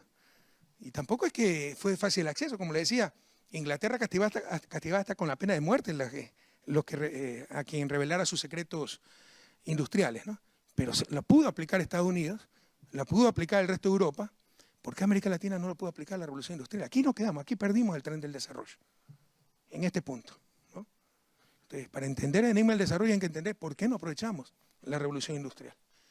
Y aquí nuevamente hay muchas hipótesis. La principal, y que creo correcta en su gran mayoría, es la hipótesis histórica, y básicamente la clase de colonización que tuvimos, ¿no? Estados Unidos fue colonia inglesa, cuna de la revolución industrial, por eso es que se desarrollaron. Bueno, India también fue colonia inglesa, Bengala, 3 siglos de colonia inglesa y no se desarrolló. O sea, no es suficiente. Algo más pasó, ¿ya? En verdad podemos definir 3 categorías de colonización. Las he definido yo así, en verdad. Tradicionalmente hay 2 categorías de explotación y población. Para mi análisis era insuficiente, yo lo di en 3. De colonización que practicaron España, Portugal, Francia y Gran Bretaña, las 4 potencias más colonialistas de la historia, y todas ellas europeas. Lo que he llamado fusión de civilizaciones, ¿no? Donde la civilización europea se mezcló con las civilizaciones aborígenes, produciéndose una nueva civilización, como en el caso latinoamericano, ¿ya? El encuentro de civilizaciones, en la cual un relativamente pequeño grupo de europeos administró la colonia sin mayor influencia en la civilización originaria, como el caso de la India. Y la imposición de civilizaciones, aquella colonización de territorios desiertos o donde se aniquiló a la población indígena, imponiéndose básicamente una reproducción matizada de la civilización europea, como en el caso de Estados Unidos. Pero resulta que las sociedades tienen memoria, se traspasan los conocimientos. O sea, no es que se pierde el conocimiento de una generación, de pequeños, ni siquiera nos damos cuenta, ¿no? ¿Por qué saludamos así con la mano derecha? ¿Por qué abrazamos? Son cosas que aprendimos del entorno, ¿no? Entonces, ese acumulado histórico europeo, que se había preparado para la revolución industrial, o que había generado condiciones para la revolución industrial, se transmite a los Estados Unidos con esta imposición de civilizaciones. En el caso de fusión de civilizaciones se diluye, ¿no? ¿Cuáles eran? Primero, es indudable que un fenómeno tan fuerte como la colonización puede afectar a toda la civilización definida como la cultura, ideología, percepciones, como visión y nociones comunes de un pueblo, todo lo cual es clave para entender si un país tenía las condiciones para aprovechar la revolución industrial o no. Es claro que la colonización es un fenómeno demasiado fuerte que determinó la ruta de las diferentes regiones, en este caso América del Norte y América del Sur. ¿Qué es lo que tenía? No es que hay una civilización superior a otra, ni mucho menos. Eran accidentes históricos. Europa, de hecho Europa antes del siglo XIII, XIV, no era la región más avanzada del mundo. De hecho, al inicio del segundo milenio, China tenía mucho más avance tecnológico, más ingreso per cápita que Europa. Entender por qué se quedó China y por qué siguió Europa también es parte de resolver el enigma del desarrollo. Y, entre otras cosas, es generar conocimiento y aplicarlo. Conocimiento útil, como dice Joel Mokyr, un gran historiador económico holandés. Pero en todo caso, venía esa Europa de la Ilustración. ¿Qué era la Ilustración? El triunfo de la razón sobre la superstición, ¿no? Ya era la razón, no es que me dice que así lo ordenó Dios o esto, tienes que mostrármelo. La revolución científica, este tremendo cambio en la historia de la humanidad que se inició en Europa, no era solo ya experimentar científicamente las cosas, ¿no? Sistemáticamente, era buscar alterar las condiciones materiales, eso no se había hecho nunca en la historia de la humanidad.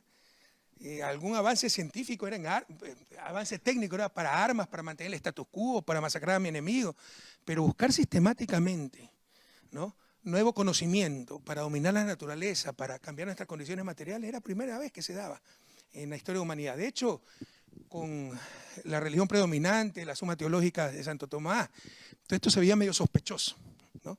Entonces es el despertar de Europa. Bueno, más otras condiciones, ¿no? Con la Ilustración aparece una burguesía ilustrada que generaba progreso. Las élites latinoamericanas no generan progreso. Y cuando hay progreso técnico es solo para ellos, para sus barrios de lujo, sus clubes de lujo, sus escuelas de lujo, lo utilizan para diferenciarse. Esa es la piedra angular de su bienestar, diferenciarse, sentirse superiores al resto.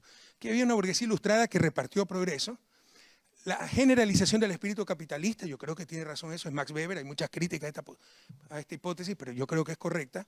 Con la revolución, el movimiento protestante, si ustedes quieren, cambió esa mentalidad de que el lucro era malo, que buscar comodidades materiales era inadecuado, etc., ¿no? Y la experiencia acumulada por la protoindustrialización, esto es una hipótesis de Mendel, y creo que también es correcta. De hecho, hay autores como Jean-Philippe Pimas que dice no hubo tal revolución industrial en Europa, hubo una evolución industrial, porque se viene preparando desde hace muchos siglos. ¿Cómo? Protoindustrialización. Campesinos que acumularon, salieron de actividades rurales para ir a actividades urbanas, entre comillas, se pusieron al lado de los castillos, los burgos. El burgo se convirtió en aldea, aldea en ciudad, fueron acumulando más. Tuvieron incluso que volver a contratar a campesinos estacionalmente, dándoles instrumentos para que ayuden a proveer textiles, etcétera, porque las aldeas, las ciudades eran muy controladas por los sindicatos, y así se generó una clase empresarial que permitió utilizar las nuevas técnicas. Básicamente en 1776, la patente de James Watt, la máquina a vapor, ¿no?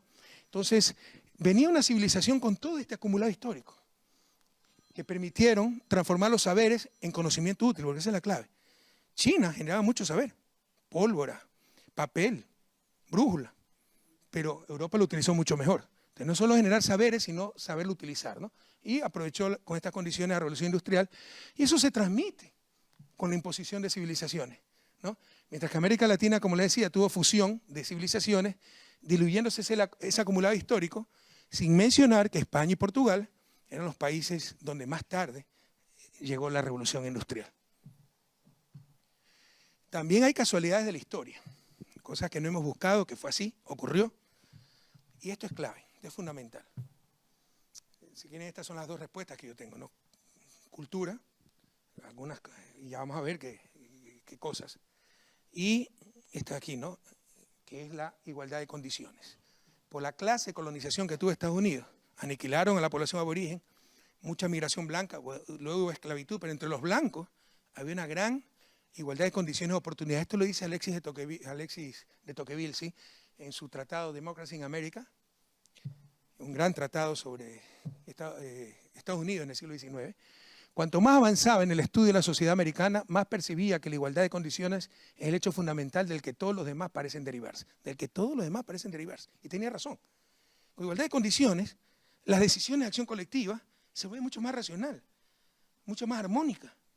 La política Pero cuando hay diferencia de intereses, cuando hay dominio de un poder sobre el otro, esa acción colectiva, esa política es en función del interés de unos cuantos, no de la grande mayoría. Entonces esto es clave, no es un detalle adicional, la igualdad de condiciones.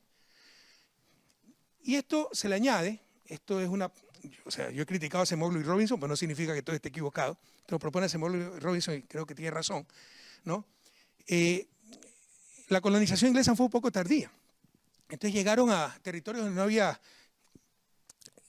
gran población originaria para esclavizarla, para utilizarla como fue en asmitas, encomiendas y tantas formas de explotación en América Latina.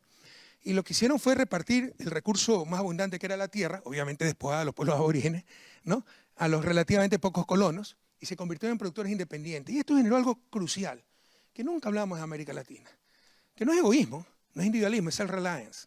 Es el término un poco difícil de traducirlo en español, pero es independencia, autosuficiencia, confianza en uno mismo. Eso nos falta mucho en América Latina. Ya vamos a ver por qué. Porque al inicio se desarrollaron relaciones paternalistas, ¿no? Me tienes que estar ayudando, y yo soy la víctima, me tienes que ayudar. Acá no, acá esto depende de mí, ¿no? Antes de pedir soluciones, propongo soluciones, aporto, etc. Esta combinación de factores generan también acertadas decisiones de acción colectiva en función del bien común y el respeto a las reglas de juego, porque si todos están en igualdad de condiciones, a nadie le conviene romper las reglas de juego. Nadie es más poderoso que el otro. Esto es clave para explicar las diferentes trayectorias en desarrollo de Estados Unidos y América Latina. Por el contrario, América Latina nunca ha tenido igualdad de oportunidades y condiciones. Desde el inicio fue el continente de la exclusión, nunca ha habido razonable igualdad de condiciones ni meritocracia. Todo depende del abolengo ni distribución de la propiedad, hubo gran concentración de la propiedad al inicio. Se registraba incluso en los libros bautismales, de acuerdo a si eras blanco, indio, etcétera, ¿no?, para diferenciarte de tu nacimiento. La pésima distribución del ingreso y riqueza ha acompañado a Latinoamérica de la propia colonización, cuando se impusieron jerarquías sociales tremendamente verticales, basadas no en mérito o capacidad, sino en abolengo, el apellido. Y todavía dura eso, ¿no? Los apellidos de abolengo, pues, tienen siempre una situación cómoda. Un indígena, por brillante que sea, muy difícilmente va a acceder a esas comodidades. La desigualdad heredada de la colonia se perpetuó luego, no necesitaron nuestras élites ni esclavitud, ni leyes de segregación, ni apartheid, ni nada por el estilo. Es suficiente darle la peor educación a los más pobres y los mantienes en condición de sometimiento, más el bombardeo cultural, sobre todo por parte de los medios de comunicación, para lograr lo que Ruquier llama el pacto de dominación, y tiene razón Ruquier. ¿Qué es el pacto de dominación? Que los unos se creen con derecho a explotar y los otros con el deber de ser explotados. Lastimosamente, muchas veces los mecanismos de explotación, esas relaciones verticales son aceptadas por los propios explotados y creen que está correcto y creen que está bien. Y el que trate de cambiar eso es el loco. Y dicen que estamos rompiendo la paz social. Hace un momento vimos que Ecuador equivalía al PIB per cápita de Estados Unidos en 1918. Está más cercano al Estados Unidos de la época de Abraham Lincoln con la esclavitud que al Estados Unidos actual. Está a un siglo del Estados Unidos actual y está a 40 años del Estados Unidos, un poquito más de 50 años del Estados Unidos de Abraham Lincoln, ¿no? Y yo les pregunto, pues Abraham Lincoln hubiera podido abolir la esclavitud consensuando con los esclavistas, ¿no? Tenía que confrontar. Entonces, y muchas veces por confrontar estos mecanismos de explotación, el loco es uno. Y nos dicen que hemos roto la paz social. En la ceguera latinoamericana, muchas veces el tuerto no es rey, es sencillamente el loco, ¿no? Y uno de los problemas. O sea, la explotación es aceptada. Lo dice Ruquier, por si acaso, si me quieren criticar. ¿No? Donde jamás las élites permitieron un verdadero autogobierno, me refiero al gobierno de las grandes mayorías, siempre han controlado el gobierno en función de sus intereses, y en su lugar se establecieron fuertes relaciones paternalistas, pero para sentirse buenos, algunas veces dan caridad, ¿no? Y así se establecen las relaciones verticales entre explotadores y explotados en América Latina. Y bueno, aún en el siglo XXI la movilidad social es casi nula, la probabilidad para un negro indio de nacer y morir pobre es extremadamente alta, como también lo es la probabilidad de nacer y morir rico para un miembro de una familia alcurnia. O sea, no existe en América Latina movilidad social, lo cual significa que existen pues mecanismos de exclusión permanente y privilegios establecidos, ¿no? Entonces fue totalmente diferente las condiciones iniciales de América Latina en cuanto a igualdad con respecto a Estados Unidos.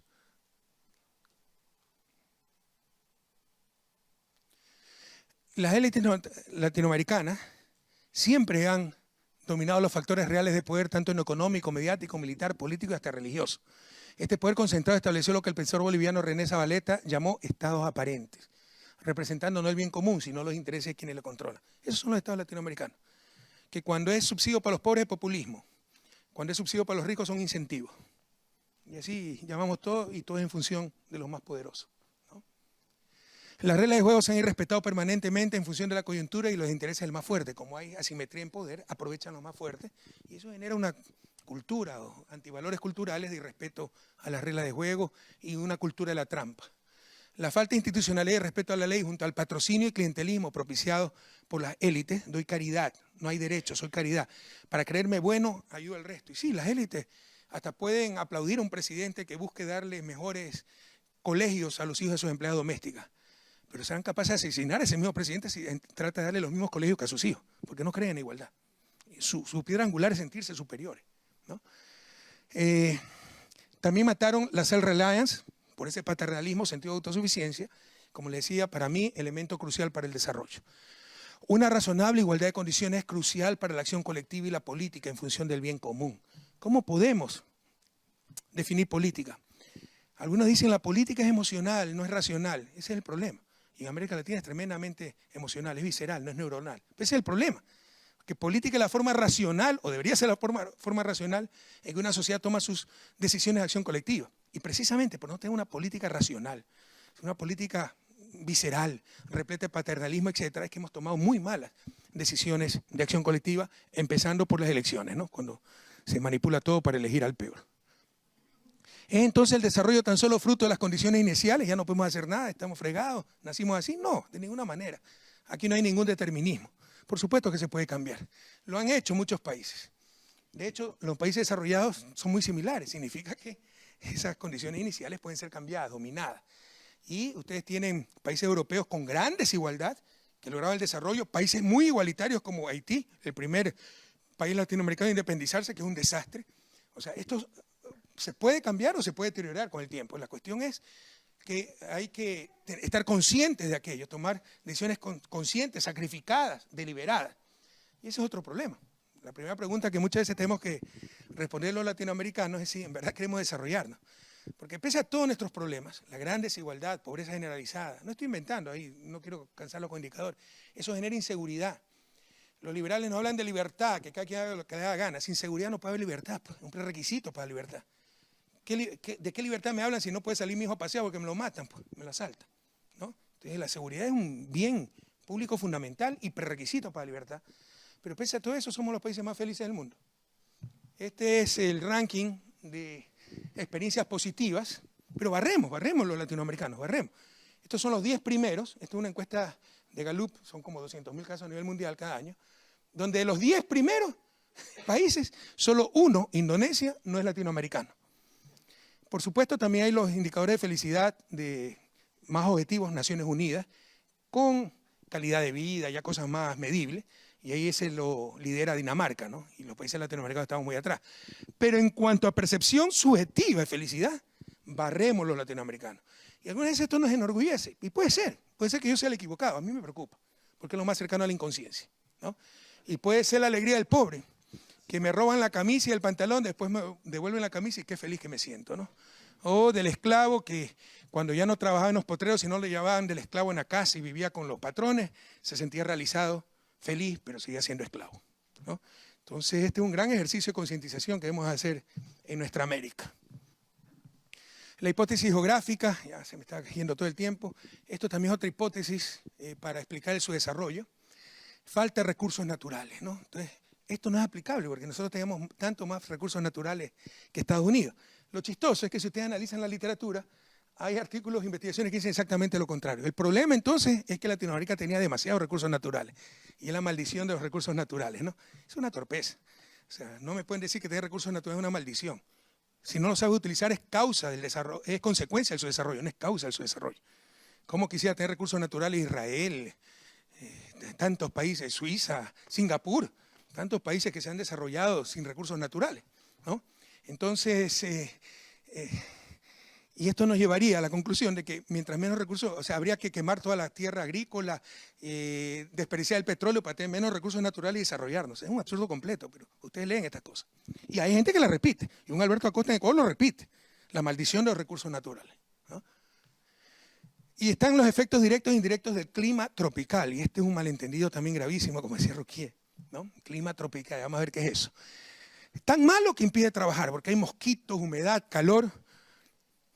Nuevamente son factores controlables en el siglo XXI, es consecuencia del desarrollo más que, de su desarrollo más que causa, pero además yo soy una persona nacida en Guayaquil, clima tropical, vivo ahora en un país frío, y yo me pregunto cómo pueden vivir en esos países. O sea, ustedes pueden trabajar con mosquitos, con humedad, con calor, trabajen con 10 grados bajo cero, son climas más inhóspitos, ¿no? Entonces tampoco es la razón de su desarrollo. Lo chistoso es que hay muchas investigaciones que nos dicen exactamente lo contrario. No, el clima tropical es tan bueno, calorcito rico, solcito, que nos dan ganas de trabajar. Y es la cultura tropical, perezosos, vagos y todas las cosas por ahí, ¿no? La verdad es que esto parte de un malentendido muy grave. Y esto, hay muchas investigaciones muy serias de Jeffrey Sachs, un economista muy serio que comete este error. Confundir clima tropical con clima en las zonas tropicales. El clima tropical es una categoría climática, calor, lluvia, etcétera, que solo se encuentra en los trópicos, entre trópico de Cáncer y Capricornio, pero no es el único clima en la zona tropical. La zona tropical, como Ecuador, un país en la mitad del mundo, tiene, por supuesto, clima tropical, pero también tiene clima polar, pues, Cayambe, un glaciar, un nevado en plena mitad del mundo. La verdad es que la zona tropical es todo esto. Si ustedes quieren realmente la definición de zona tropical, es donde tienen 2 días sin sombra por año. Porque es por la rotación de la Tierra donde avanzan perpendicularmente los rayos del Sol y de aquí empiezan a regresar. Y al sur empieza acá a regresar. Esto lo observaron los griegos y por eso se llaman trópicos, tropos, regreso. Entonces, la zona tropical es donde tienen 2 días a las 12 del día en el cenit, tienen 2 días por año sin sombra. Esa es la definición. Y desde el punto de retorno se inventaron 2 líneas imaginarias, el trópico de Cáncer y trópico de Capricornio. Esta es la zona tropical. ¿Cuál es el clima tropical? Aquí encuentran, como les decía, glaciares. Aquí encuentran desiertos, encuentran selva, encuentran climas primaverales, los valles interandinos, sobre todo en los países andinos. Encuentran todas las clases de clima. ¿Cuál es la única característica común al clima tropical, aunque no lo crean? Esto casi no se ha hablado, y esto sí estamos abriendo un poquito de sendero, ¿no? Se trata de estas 2 características. La única característica, 2 características comunes a toda esta zona, se llama estabilidad térmica y estabilidad fotoperiódica. Estabilidad térmica, ¿qué es? Las oscilaciones térmicas son pequeñas. Ustedes en un país de zona templada pueden tener en 21 de junio y el 21 de diciembre 40 grados de diferencia. Eso nunca lo van a encontrar en la zona tropical. Diferencia fotoperiódica es luz del día. La máxima variación del día en las zonas tropicales es 3 horas. En las zonas templadas pueden encontrar 16 horas, 17 horas. Es un gran cambio, ¿ya? En otras palabras, muy lejano a lo que se cree, clima tropical inestable, tempestades, huracanes, el clima tropical se caracteriza por la estabilidad. Y esto es contribución a lo que le estoy diciendo de un biólogo francés, François Allais, que habla de esto, del clima tropical.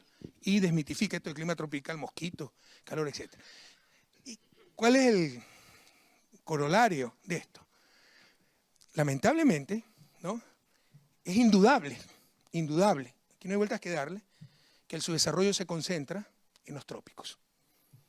A excepción de Singapur, que rompe todos los esquemas, no hay país desarrollado en los trópicos.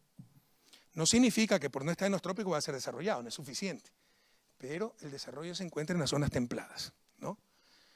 Esta era una teoría muy en boga hasta los años 70, pero derivó en racismo, ¿no? Entonces somos inferiores y por cuestiones políticas se dejó discutir esto, pero es una realidad, es evidencia. Se hicieron regresiones para desmentir. No. Cuando corremos los modelos de regresión con institucionalidad, son las instituciones las que valen. Entonces lo que tienen que hacer es instituciones neoliberales, porque eso es lo importante. Ahí sí no importa la latitud. No es cierto. Yo he revisado esas regresiones y son una vergüenza porque miden resultados. Poca corrupción, estabilidad del gobierno como institución. No, pues ustedes están midiendo su desarrollo explicando con su desarrollo. No sé si me explico adecuadamente, ¿no? Entonces, la realidad es que es indudable que su desarrollo se concentra en los trópicos, y aquí lo podemos ver de mejor manera, ¿no? Una regresión, nivel latitud, aquí latitud 0, Ecuador, este outlier es Singapur, y mientras más alejado del Ecuador, mayor desarrollo. Es indudable, o sea, no podemos engañarnos en eso. Tenemos que buscar la explicación a esto. Sabemos que no somos inferiores. Un latinoamericano por sí solo puede tener muchas más capacidades que cualquier europeo. El problema es en conjunto, ¿no? Siempre pongo este ejemplo. Si un anglosajón se pierde en la selva y un latinoamericano también, después de un año, probablemente el latinoamericano lo encontramos con vida porque tiene más recursos, más preparado para la vida dura. El problema es que si se pierden 200 anglosajones y 200 latinoamericanos, ¿no? Después de un año, los anglosajones van a tener sus casitas, su campo de fútbol, incluso su escuelita, hasta su iglesia, y los latinoamericanos todavía van a seguir discutiendo quién es el jefe, ¿no? Y cuando le digan, oiga, pero ¿y por qué no avanzaron como el resto? No, es que nosotros somos más democráticos. Además vamos a tener la razón, que los otros son autoritarios y nosotros democráticos. Y al primer descuido se va a ir a vivir al barrio anglosajón, ¿no? Entonces son las contradicciones que tenemos. En todo caso, no se trata de inferioridad genética ni nada, pero obviamente hay un problema aquí.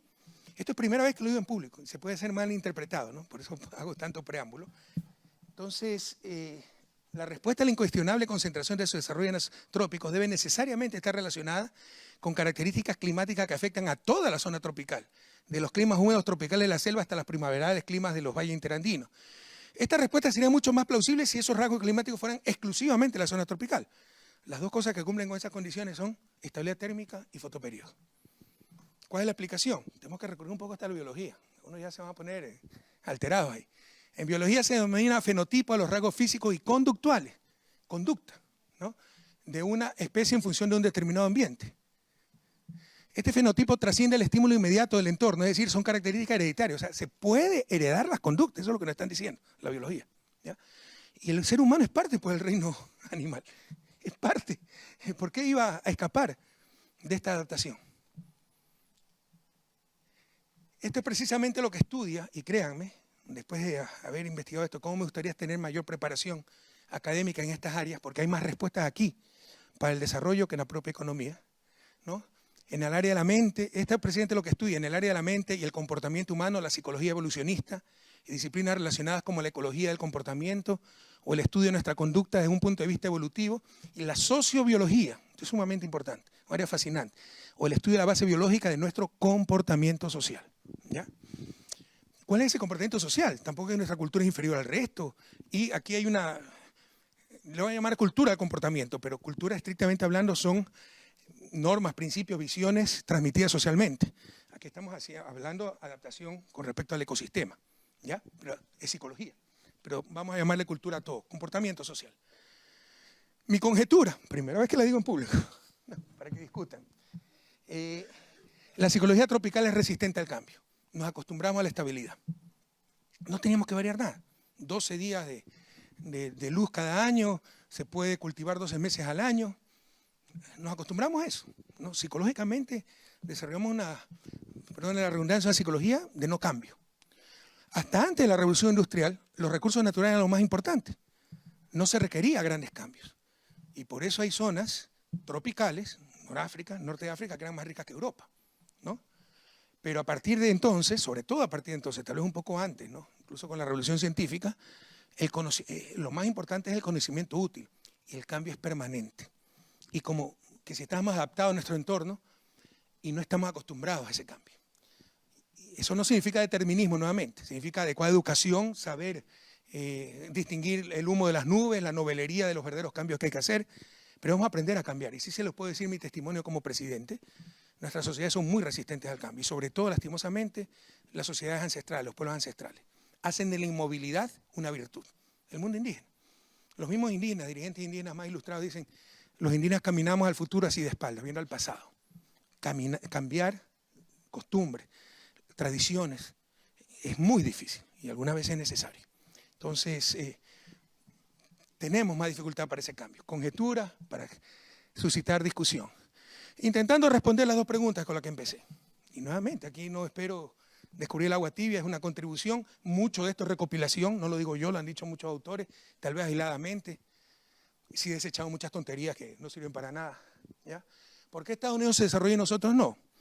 La igualdad de condiciones y el acumulado histórico de la cultura británica permitió mayor self-reliance, mucho mejor calidad de la política y acción colectiva y aplicar el conocimiento útil. Lo contrario sucedió en América Latina. Jamás hubo igualdad de condiciones, más la fusión de civilizaciones que generó una cultura y estructuras de poder que justificaban la exclusión, la inmovilidad y el paternalismo, impidieron generar self-reliance, estados y acción colectiva en función del bien común, ni tampoco, que me faltó, aprovechar en forma masiva y generalizada adelantos técnicos como el que significó la revolución industrial. La segunda pregunta, más dura, ya está bien, por eso perdimos el tren del desarrollo. Y ahora somos explotados, relaciones asimétricas, capitalismo periférico, el patio trasero. Si no hubiera nada de eso, restricciones externas, que las hay, y las hay muchas, si no hubiera nada de eso, sin las restricciones que presenta un desarrollo tardío y nuestra condición de países capitalistas periféricos seríamos desarrollados. Aquí mi respuesta es no. Los factores culturales y las estructuras internas de poder son suficientes para mantenernos en el subdesarrollo, ¿no? Un problema nuestro sobre todo, no echemos la culpa a nadie, es nuestra responsabilidad superar el subdesarrollo. No es que esperemos que el resto cambie, tenemos que cambiar nosotros. En particular, quiero enfatizar esto porque se nos ha hecho creer que es seguir fórmulas, y esto es pura ideología, eso no es ciencia. No existe sede óptima de instituciones para todo tiempo y lugar. Y antes de que me reclame alguien por ahí, esto le dice Paul Bayrot, un historiador, ya murió, un historiador belga, y concuerdo totalmente con él, ¿no? Pero lo más absurdo para América Latina, porque contradice toda su realidad, es un modelo neoliberal, que exige una razonable igualdad de condiciones, no hablan de competencia. Bueno, por eso hay que tener igualdad de condiciones, pero ¿qué competencia le puede dar la hija de la empleada doméstica de una familia rica de latinoamericana a la hija de esa familia rica? ¿Qué competencia? Esa niña va a lo sumo a una escuela unidocente, va a acabar primaria y le van a preparar para que ocupe el puesto de su madre cuando se muera trabajando. Mientras que la otra va a acudir a un colegio de $1000 con 3 idiomas, pasantías en el extranjero, computación y en buena hora para esa niña. Pero no me hablen de competencia, ¿no? No me hablen de liberalismo hasta que no haya una razonable igualdad de condiciones. Yo no creo en el liberalismo ni siquiera con la razonable igualdad de condiciones. Creo que la sociedad es un sistema, en ciencias de complejidad se llama sistema adaptativo complejo, y la gobernanza es fundamental, la acción colectiva, que he insistido en eso. Y institucionalmente, la acción colectiva se realiza a través del Estado, que podemos definirlo como la representación institucionalizada de la sociedad a través del cual se realiza esa acción colectiva. Pero incluso para los que creen en el liberalismo, por lo menos pues exijamos igualdad de condiciones, pero un modelo neoliberal en las condiciones de América Latina lo único que hace es profundizar la exclusión y obviamente sataniza la indispensable acción colectiva para el desarrollo. Se nos quiso hacer creer estos últimos años que todo era copiar lo que hacen ahora los países desarrollados. Nos dieron el catecismo, este son el set de instituciones, libre comercio, liberación financiera, flexibilidad laboral, minimización del Estado, neutralidad tributaria, que el desarrollo era un problema técnico, tecnológico y sobre todo institucional. Eso es falso. Estoy convencido que el desarrollo no es un problema económico, la respuesta al enigma no está en economía y por el contrario, es sobre todo un proceso político, cambiar las relaciones de poder al interior de nuestra sociedad, especialmente empezando con igualdad de condiciones y oportunidades, pero también de cambio cultural, para saber adaptarnos al cambio, para no aceptar lo inaceptable, para ser responsables, para tener self-reliance, etc. Esto es general, pero es especialmente cierto para nuestra América, para América Latina. Muchas gracias.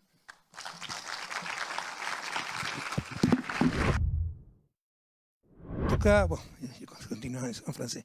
Sí, la integración es difícil explicarlo, o sea, teníamos todo para estar integrados. Solo las ambiciones personales, los cacicazgos, a partir de la independencia, como le dije, ¿no? ¿Por qué la Gran Colombia se partió en 3 países? Gran Colombia era Colombia, Venezuela y Ecuador, porque cada cacique, cada jefe militar quería su país.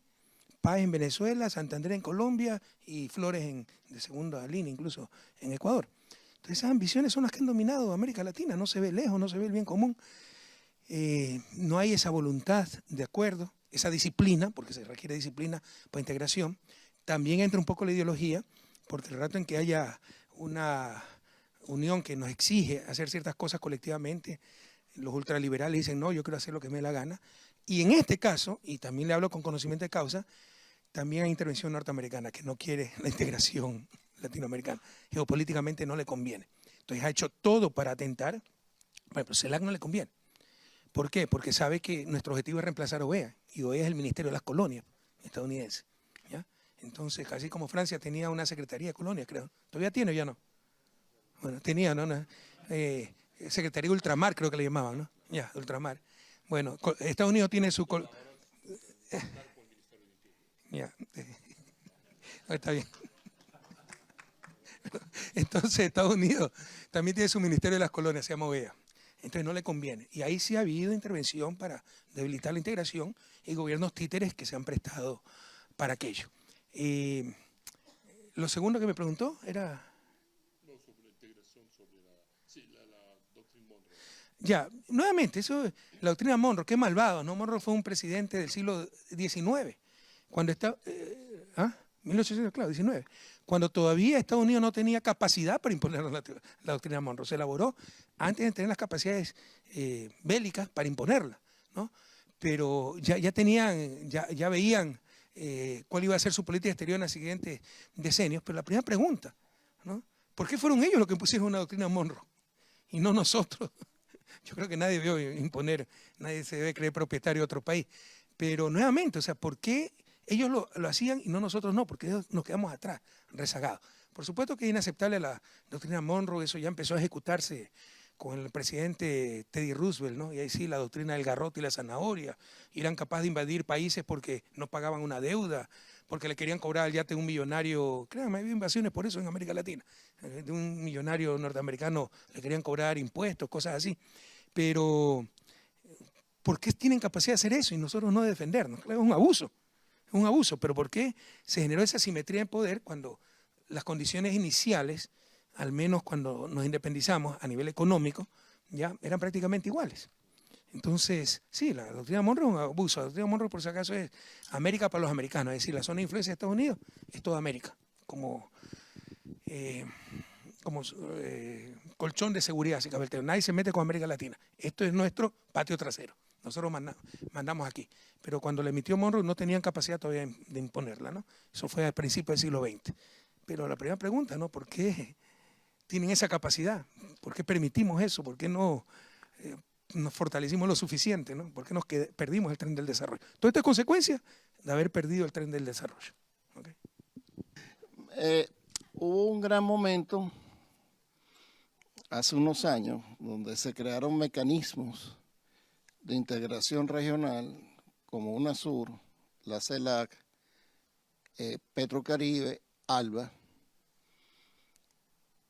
y luego posteriormente fueron debilitados, fracturados, y el presidente Lula recientemente plantea las posibilidades de darle un aliento, un esfuerzo poderoso en ese sentido cuando está hablando de las posibilidades reales de una moneda común para América del Sur. Mi pregunta es, si bien es difícil saber cuáles son las vías, los medios para lograr el desarrollo, a mí me parece que esta era una vía bastante factible y esta idea, espero que llegue a ser de nuevo presidente Lula, de la moneda común. ¿Qué piensa el presidente al respecto?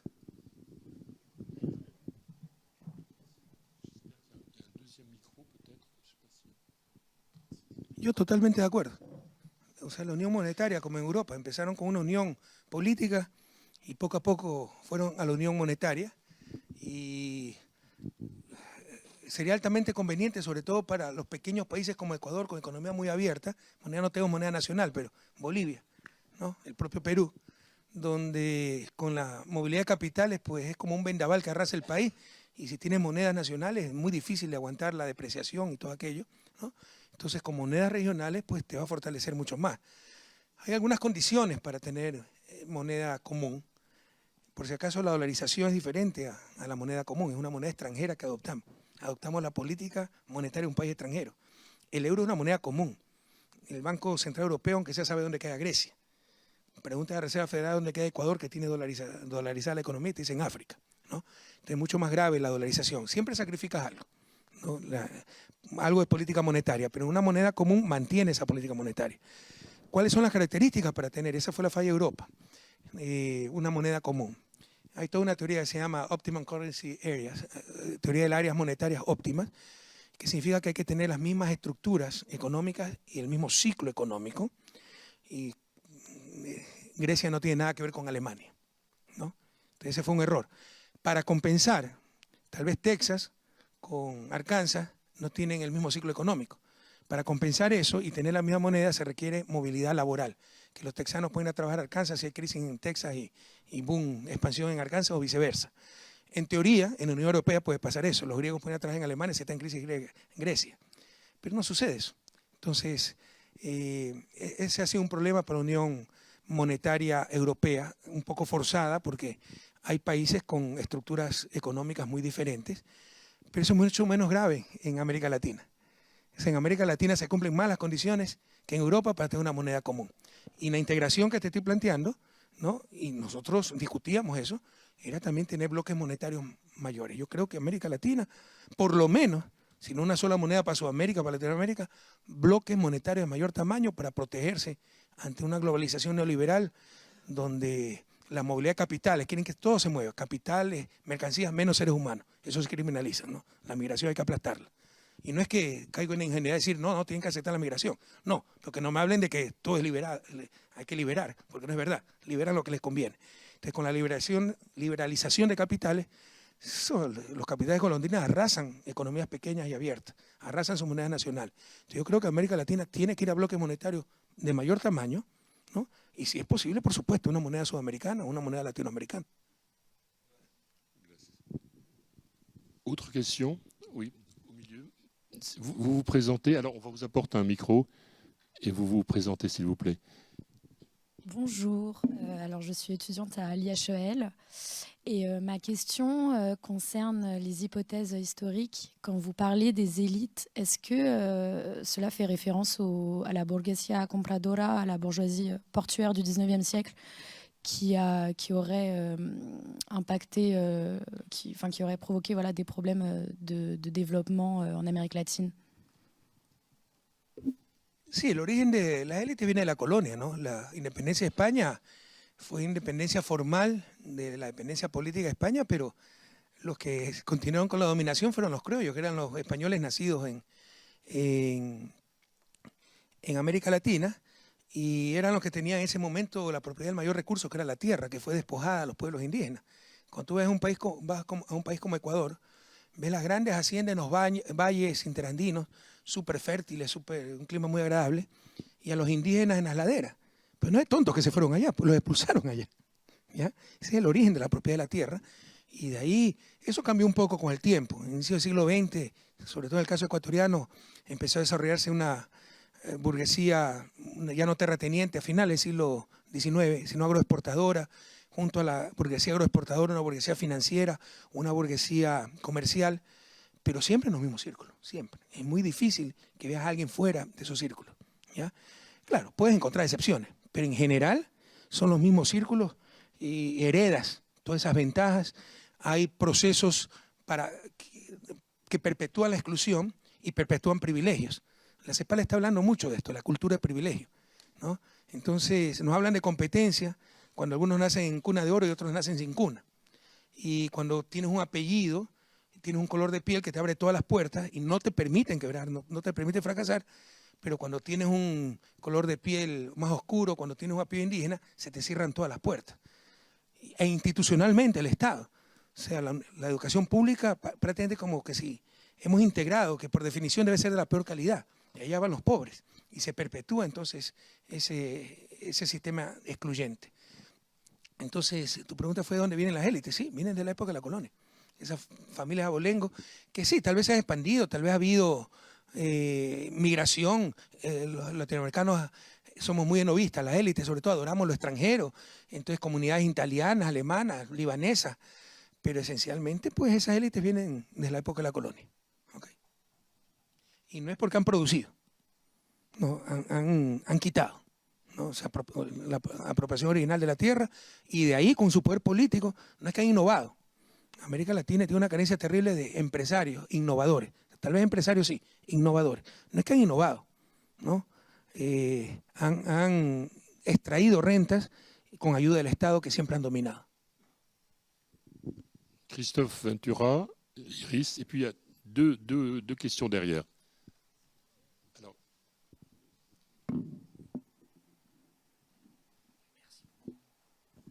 Muchas gracias, presidente, por su ponencia que me pareció muy exploradora en muchos aspectos y por haber compartido también nuevas hipótesis, ¿no? Sobre, por ejemplo, el tema cultural que habría que pensar a partir de su exposición. Muchas gracias.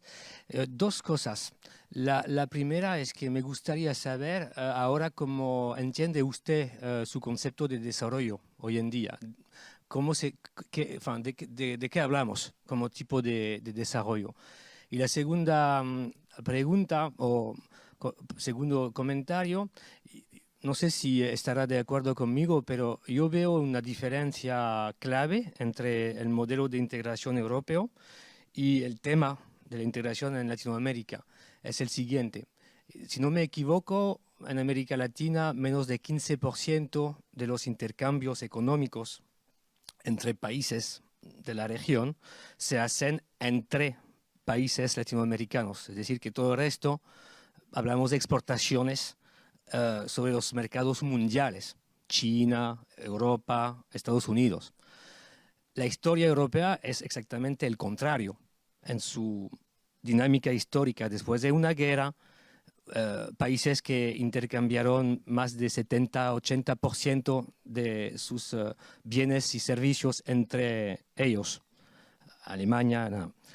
Y es todavía la situación que conocemos hoy, y la integración europea se hizo a partir del tema económico, a partir del tema de la creación de un mercado no solamente común, pero interior, con la idea de que a través de la economía del mercado, se podrían integrar más las sociedades como tales.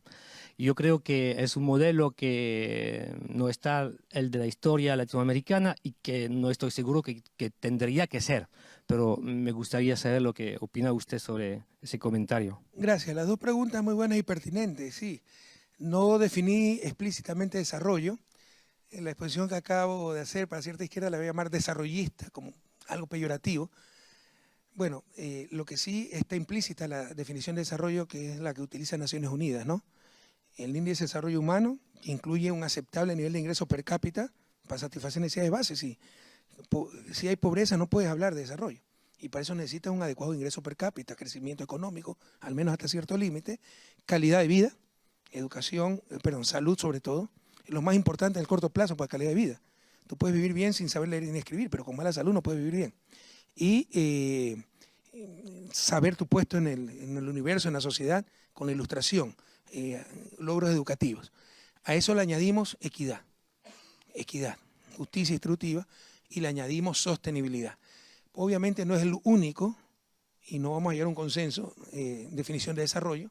Amartya Sen, a quien yo respeto muchísimo, te define desarrollo como capacidades, ¿no? Tener capacidad para alcanzar los logros. O sea, no es igualdad de condiciones, igualdad de oportunidades, darte capacidades, y eso tiene una serie de implicaciones, ¿no? Por ejemplo, los neoliberales, la mano invisible, nadie se mete, eso le llama libertad. Libertad es la no intervención. Para los republicanos, para los progresistas, libertad es la no dominación. Por eso necesitas acción colectiva, intervenir. Igualdad de oportunidades, no de condiciones iniciales, pero sí de oportunidades iniciales y ya las condiciones finales, que tampoco significa que el uno suba a la estratosfera y el otro caiga al sótano, sino mantener ciertos márgenes, pero todo eso es subjetivo, eso no vamos a ponernos de acuerdo nunca. Entonces existen varias definiciones de desarrollo, tienes razón, yo concuerdo mucho con el profesor Sen, y capacidades, desarrollo como libertad le llaman, ¿no? Tener capacidad para elegir opciones, y eso es aumentar libertad, pero ya aterrizado un poco más, bueno, la ONU te lo está diciendo, ¿no? Un adecuado ingreso per cápita, buena calidad, salud, logros educativos, más equidad y más sostenibilidad. Nosotros en nuestra Constitución acogimos conceptos ancestrales del buen vivir, de los pueblos quichuas, el summa causa, que es, sí, satisfacer necesidades de base, pero con dignidad, con la permanencia, en armonía con los demás seres humanos y con las demás culturas y en armonía con la naturaleza, ¿no? Hay matices, pero esencialmente, o sea, es más fácil excluir cosas. No puede haber verdadero desarrollo y buen vivir con pobreza. así de sencillo. La pobreza es el peor insulto a la dignidad humana y América Latina todavía tiene pobreza, pese a que con mejor distribución del ingreso, con el ingreso que ya tiene América Latina, se podría eliminar toda forma de pobreza material. Yo en lo personal creo que sí tenemos que crecer todavía, ¿ok? Y esto cuestiona mucho, ¿no? No, crecimiento cero, eso para las sociedades desarrolladas que ya tienen satisfechas sus necesidades de base. América Latina necesita crecer, un buen crecimiento, pro pobre, responsabilidad ambiental, pero creo que necesitamos crecer. Sobre lo segundo, ya se me fue la segunda pregunta. Pues sobre la comparación del modelo de integración. Sí, es un buen punto también. El comercio ayuda, el comercio es el mayor integrador y hay una gran ventaja. Pero, por ejemplo, América Latina tampoco ha hecho esfuerzos para mejorar su congreso intrarregional. Usted mencionó Mercosur, sí, es un esfuerzo que creció en época neoliberal, ¿no? Es básicamente un esfuerzo, un proceso integracionista neoliberal basado en el mercado, más comercio, y algo se ha avanzado. Pero en general, en América Latina, el comercio interregional puede mejorar mucho. O sea, hay cosas contradictorias, totalmente. O sea, más fácil ir de Quito a Bruselas que de Quito a Brasilia. La conectividad es muy baja, etcétera, y no hemos hecho ese esfuerzo. Entonces, claro, tal vez con ese desarrollo del comercio intrarregional en Europa, fue un plus, fue un facilitador para la integración, y en ese aspecto puede ser más difícil la integración latinoamericana. Pero te diría que más grandes obstáculos son diferencias culturales, idiomáticas, etcétera, y eso no existe en América Latina. ¿Okay? Buenas tardes. Quisiera agradecer primero por la visión bastante interesante que incluye la sociología y la biología un poco en el enigma del desarrollo. Una de mis preguntas también era sobre el concepto de desarrollo y tal vez saber un poco más de por qué, bueno, en mi idea, la resistencia de los pueblos indígenas a esa idea de desarrollo parte también de comprender que esta idea de desarrollo un poco liberal no es necesariamente el camino. Así que, bueno, quisiera tener un poco su opinión sobre ello. También su opinión sobre las venas abiertas de América Latina. Entonces, primera era sobre los pueblos indígenas y el concepto de desarrollo. La segunda es sobre el análisis que hace Eduardo Galeano de las venas abiertas de América Latina y cómo expresa esto el hecho de que los países desarrollados sean desarrollados. Y bueno, ya lo de la máquina de vapor, él habla un poco del origen también de la máquina de vapor y cómo logra Europa llegar a esto. Y bueno, tengo muchas preguntas más, pero voy a dejar con dos. Y gracias. C'est clair. Vale, gracias. Trois dernières questions et après on répond. Buenas noches, señor Correa. Bueno, estoy muy contenta de escucharlo y de verlo nuevamente aquí en Francia por la segunda vez. El hecho de estudiar en un país desarrollado como Francia, Estados Unidos o Europa cuesta mucho dinero. Durante su periodo presidencial hubieron muchos jóvenes, los vimos aquí, que estudiaron. Mi pregunta es que tenemos alguna esperanza en Ecuador de que estos chicos que regresaron con otra visión y con una ayuda, una gran ayuda, yo diría, para estudiar aquí en Europa, pueden cambiar nuestro país? O por el contrario, ahora yo me pregunto dónde están, porque frente a las dificultades que está sufriendo el país en este momento, pues parecería que algunos de ellos que yo conozco, pues simplemente tienen su buen trabajo y se han olvidado. Jorge Galeano, yo soy ecuatoriano médico en París. Quisiera preguntarle al señor presidente Correa, usted transformó la cultura en nuestro país. ¿Es que usted piensa que hay una cultura ideal o hay un límite para esa transformación? Digo, transformó nuestra cultura porque simplemente fue una época de 10 años en que hubo tantos cambios a nivel físico, cultural, etcétera, que fue realmente una época en que se dio mucha importancia a esa capacidad del ser humano en la transformación de una sociedad. Hablo como médico en el sentido de que es posible con una transformación de cultura llegar a fines mejores y es lo que nosotros siempre esperamos por nuestro país. Sí, Carlos Kenan, profesor en el IASHOAL y vicepresidente del Instituto de las Américas. En primer lugar, por supuesto, agradecer la presentación, que es muy sugerente y muy completa y muy atrevida en algunos aspectos. Y lo segundo, visto los límites de tiempo, me quedan muchas dudas, lo cual es muy bueno, pero una es sobre el tema de las instituciones y de la construcción institucional que acompaña a los procesos de desarrollo. Ahí, entonces, me gustaría ver cómo reubicarlo, porque una cosa es plantear que no hay una historicidad de las instituciones, que las instituciones no son válidas para todo tiempo y lugar, y otra cosa, evacuar la temática específica de la construcción institucional de la invención de instituciones como compromisos sociales codificados, que pienso yo, podrían permitir pasar de un pacto de dominación o de la dominación, como dice Ruquier, a pactos sociales pro desarrollo, que es quizás el gran tema de América Latina. Bueno, muchas gracias a todas las preguntas sobre Julian Assange. Yo creo que es una muestra de la hipocresía mundial, ¿no? No sé si ustedes conozcan, yo fui el presidente que le dio el asilo a Julian Assange, pero no es que se lo dimos de novelero, estuvimos 2 meses el caso de Julian Assange. Y era claro que no tenía la más mínima posibilidad de un juicio justo con toda la persecución que tenía. Y ejerciendo nuestras atribuciones soberanas, ¿no? Un país para dar asilo no tiene. A mí me acaba de dar asilo político Bélgica. No tiene que pedirle explicación a nadie, ¿no? Pero más aún, bueno, en el caso belga me dan de acuerdo a la Convención de Ginebra como perseguido político. No sé si ustedes conocen, tengo 58 juicios penales, 25 juicios administrativos civiles, 70 millones en glosa. Me quitaron seguridad, me quitaron la pensión vitalicia. O sea, ni el Chapo Guzmán, más Pinochet, más Al Capone juntos tienen tantos juicios. Pero en todo caso, en el caso de Julian Assange, ¿ya? Era evidente que no había posibilidad de un proceso justo, ¿no? Nosotros no es que quisimos interferir con la justicia sueca, peor con la de Gran Bretaña, pese a que muchos de los delitos que se acusaban a Julian Assange no son delitos de nosotros, ¿no? En todo caso, se le dio ese asilo, se respetó el asilo, nunca le dieron salvoconducto, hasta que mi sucesor que nos traicionó lo entregó rompiendo la Constitución, artículo 41, que prohíbe expresamente entregar un asilado, pero nadie dijo nada a la prensa, y rompiendo la centenaria institución del asilo. El principio fundamental es no entregar al asilado. Y hoy ese tipo está enterrado en vida. O sea, Julian Assange lo están masacrando. Está en muy mal estado de salud. Lo van a extraditar a Estados Unidos, donde enfrenta penas hasta de 170 años. ¿Y por qué? ¿Cuál fue el delito? Decir la verdad. O sea, decir la verdad. Pero no solo eso, la inconsistencia es tan grave que, no, es que es información de seguridad nacional de un país y él la publicó. Él no la publicó. La publicó New York Times, la publicó El País en Der Spiegel de Alemania. ¿Y por qué no se metieron con esos diarios? Se metieron con el más débil, ¿ya? Pero además, o sea, la información de seguridad de un país está bien, o sea, tú no puedes publicar los nombres de los agentes que los masacren, pero crímenes de guerra, es deber de todo periodista, si llega a conocer a eso, de publicarlo. Y por eso lo están enterrando en vida. Julian Assange, yo estoy muy preocupado por Julian Assange.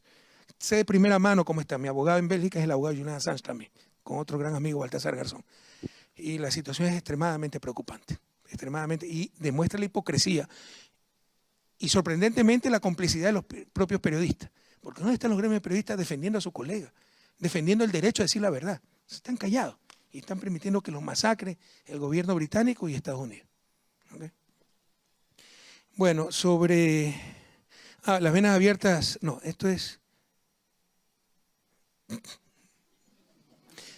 Tú me preguntaste que no 22.000 letras. Los pueblos indígenas. Esperaba un poco esa pregunta y te agradezco. ¿Ya? Mira, no hay que mitificar a los pueblos indígenas. Los mitificamos. Los pueblos indígenas han sido víctimas. Como víctimas merecen reparación. Yo he hablado de exclusión, de centenaria, de siglos. Hay que eliminar esa exclusión y esos sistemas perversos. Pero eso no significa que son superiores moralmente a los no victimizados. No significa que son referencia para todos, no significa que tienen todas las respuestas antes de tener las preguntas, no significa que son ejemplos del buen vivir. No mitifiquemos a las víctimas, en este caso a los pueblos ancestrales. Porque el mismo llamado que yo he hecho de asumir nuestra responsabilidad y tener una autocrítica para buscar nuestro desarrollo, hay que hacerlo en los pueblos ancestrales. Yo he trabajado con indígenas, he vivido con indígenas, ¿no? Entonces conozco la cosmovisión quichua y, por ejemplo, la prevalencia del alcoholismo, pero ellos te hablan de tumbar a Trump, de cambiar el orden mundial. Oiga, pero combatan el alcoholismo en su comunidad. No es que el patrón eso hace 200 años no lo impuso, sí, hace 200 años. la violencia intrafamiliar, el sexismo, esta resistencia al cambio y esas equivocadas ideas, con todo respeto, ¿no? Que muchos posiciones, y aquí Mashi, ahí Punja, ahí Shamushka, hazte un saludo a mi Mashi. Aquí tenemos un hermano indígena, quichua, de los Andes ecuatorianos, pero eso, un indigenismo infantil que cree que el buen vivir es la premodernidad, es un error garrafal. Y muchas veces imposiciones de europeos que quieren ir a pasar vacaciones bonitas y tomarse la foto y confunden miseria con folclore. Yo he tenido 10 años como presidente de la República, sé lo que hablo. O sea, una familia en el siglo XXI, con una casa con piso de tierra, donde los chicos le entran los parásitos en sus pies desnudos, sin agua, sin electricidad, sin servicios básicos, sin educación, sin salud. Eso no es folclore, eso es miseria. Eso no puede llamarse buen vivir. Hay gente que confunde buen vivir, el buen vivir con la premodernidad y el folclore con la miseria. Ese es un error gravísimo, que lo cometen muchos europeos, con todo respeto, y muchos dirigentes indígenas que hablan por ellos mismos para quedar bien ante las ONG, que le dan plata y todo eso, pero no están representando a su pueblo, porque yo sí he estado con ellos y sé lo que piden, ¿no? Y no significa perder su cultura, pero incluso si significara aquello, entre que pierdan su cultura y sacarlo de la miseria, me quedo con sacarlo de la miseria, pero no es cierto. Pueden salir de la miseria sin perder su cultura, pero un error gravísimo es confundir buen vivir con premodernidad y miseria con folclore. ¿Okay? Sobre las venas abiertas de América Latina, Eduardo Galeano era un buen amigo, un hombre brillante, un hombre más lúcido, más, ¿cómo se dice?, lapidario en sus expresiones que he conocido, pero él mismo renegó un poco las venas abiertas de América Latina al final de su día, porque es la típica victimización de América Latina. Sí, ahí te relata las invasiones, por los intereses que ha dado, el Standard Fruit y todo eso, pero básicamente que somos víctimas y somos subdesarrollados porque estos son malos y son desarrollados por culpa de Estados Unidos. Entonces, eso es lo que quiero contrarrestar con esta exposición. No niego eso, no podemos negar esa política exterior hacia América Latina, esos vínculos de explotación, las intervenciones norteamericanas, las restricciones externas, lo he vivido en carne propia. Pero lo que quiero recalcar es que no busquemos culpables, los principales responsables de nuestro subdesarrollo somos nosotros mismos.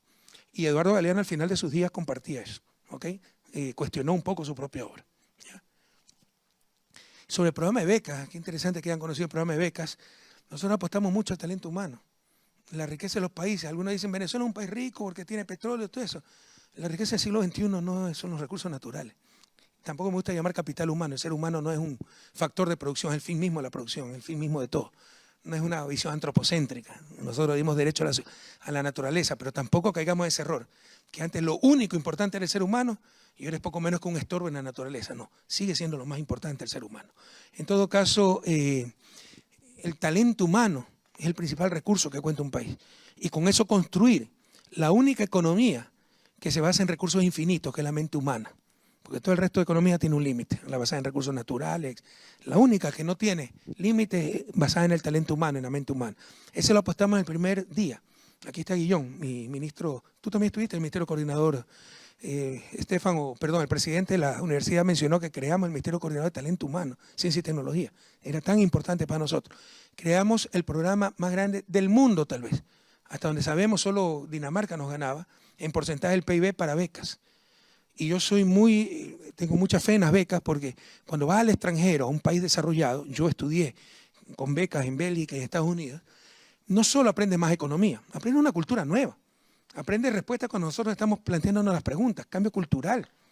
Te das cuenta que lo que es, por ejemplo, un país como Bélgica, una gran clase media porque la gente paga impuestos y así se vive en armonía, en seguridad y feliz, ¿ya? Entonces, sobre resultados, tuvimos grandes resultados. Hay chicos brillantes que regresaron a su país, pero se les cierran muchas puertas, sobre todo ahora. Pero también te puedo decir que hubo grandes fracasos. O sea, incluso nosotros cometimos un error al inicio. Las becas no eran por condiciones socioeconómicas, ¿no? Que si te admitía a una universidad top en el mundo, Harvard, así sea un tipo de clase media alta de la élite, le ayudábamos para que pueda estudiar a Harvard y venga con talento humano. Pero esa gente no te cambia muchas veces la mentalidad. Sus nexos de chiquitos, su programación son tan fuertes que creces superiores. O sea, desde que creces.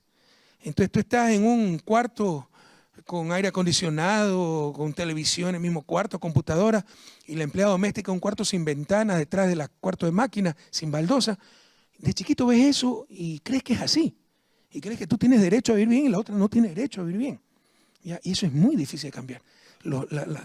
más educarse en colegios recontracaros donde ya no pagas por la educación, pagas por los nexos, por casar bien a tus hijos. ¿Ya? Más los clubes de lujo, más los barrios de lujo. Salen 2, 3 años a un gran costo para el país, pero muchas veces no logramos cambiar esa mentalidad. Algunos cambiaron algo, flexibilizaron algo, pero yo te diría que esa élite, los chicos de élite que mandamos, en la mayoría de los casos no cambian esa mentalidad, regresan, son atrapados por esas redes, intríngules sociales, todo eso, y vuelven a reproducir las mismas relaciones sociales, verticalidad, jerárquicas, etc., de exclusión, de creerse superiores. Es muy duro cambiar eso. Espérate. ¿Cuál es la cultura ideal? Mira, eso no hay respuesta, doctor. Muchas gracias por su pregunta, ¿no? Yo creo que la cultura es un factor determinante, necesario, no suficiente. También un proceso político. Pero ¿por qué he insistido en esto? Antes que describir cuál sería la cultura ideal, que no existe, sí les puedo decir que hay antivalores culturales que nos impiden el desarrollo. He dicho uno, que puede venir a la psicología tropical, la resistencia al cambio. Y eso es muy acentuado en los pueblos indígenas. Se resisten a todo. ¿No? Se viven quejando de que viven mal. Pero cuando quieres cambiar algo, no cambiamos nada. ¿No? Que cambie el resto. Pero, por ejemplo, con todo cariño y dolor les puedo decir, ¿no? La falta de amor por la verdad. Algunas veces son mentiras monstruosas que se dicen y no pasa nada. Mentir y sin verdad. No tenemos democracia, no tenemos libertad, no tenemos nada. Esto es un capítulo en mi libro. O sea, aquí esbocé algunas cosas del proceso cultural, pero en un capítulo de mi libro, una sección de mi libro, profundizo un poco de lo que yo creo, así como tenemos grandes valores culturales los latinoamericanos, tenemos antivalores que perjudican el desarrollo. Uno de esos antivalores es chauvinismo, somos los mejores y no nos cuestionamos, el miedo a la autocrítica. Creemos que autocriticarnos es desmerecernos. Entonces siempre tenemos la razón y si no tenemos ese mecanismo de error-corrección y así no avanzamos, ¿ya? Entre otros problemas. Entonces, no creo que haya una cultura ideal, pero sí creo que en la cultura latinoamericana hay ciertos antivalores que sí son grandes problemas para alcanzar el desarrollo, ¿ya? Y las instituciones... pacto social, ya, pro desarrollo. Sí, yo creo que las instituciones dependen de la realidad de cada país. Por ejemplo, la democracia liberal que nos quieren proponer, ¿no? Y diluir el poder y que el poder ahora, no sé, cuando dicen que la sociedad civil y la ONG, o sea, no sé, pues, que son las representantes de la sociedad civil. El presidente de la República elegido por voto popular, no sé pues de quién sea representante, los marcianos. Pero es un afán de quitarle cada vez más poder al gobierno. Y sin poder no vamos a poder cambiar las cosas. Entonces, confundimos democracia con ausencia de poder, dispersión del poder. No, democracia está el poder legítimo, legitimado en las urnas, con controles, con límites, pero necesitas el poder. ¿Cómo enfrentas poder mediático? Cuando Montesquieu diseñó los sistemas que todavía se mantienen, una cosa que extraña, 250 años, y prácticamente ha pasado inalterado el modelo de Montesquieu, no contaba con el poder mediático, un poder desequilibrante que nos manipula. No podemos ni siquiera tener democracia, porque para tener democracia hay que tener información, para tener elecciones libres hay que tener verdad, y los guardianes de la verdad son los primeros en robárnosla. ¿Cómo enfrentas todo eso sin poder? Entonces, eso es lo que... Yo creo que hay avances civilizatorios y que no podemos prescindir de ellos en buena hora, son derechos. Votar, el gobierno del pueblo para el pueblo, etc. Pero hay otras cosas como planificación central, proteccionismo, que nos quieren decir que hay medidas, indicadores democráticos que te miden el alcance del mercado. Y si no tienes liberado el mercado, mala calidad de la democracia. Entonces, ahí sí nos están engañando. Entonces, en cuestiones, por ejemplo, instituciones económicas, creo que tenemos que construir nuestras propias instituciones en función de nuestras realidades, no de lo que nos dan diciendo y lo que hacen los países desarrollados ahora, ni siquiera lo que hicieron cuando tenían nuestro nivel de desarrollo. Entonces, tampoco es que tengo recetas para esto, pero sí principios. Debemos buscar nuestras propias respuestas. Ya que están citando uruguayos, a nuestro buen amigo Eduardo Galeano, citemos otro uruguayo, José Gervasio Artigas, marchar con nuestros propios pies. Debemos marchar con nuestros propios pies. Creo que eran todas las preguntas, ¿no? Muchas gracias. Muchísimas gracias, presidente.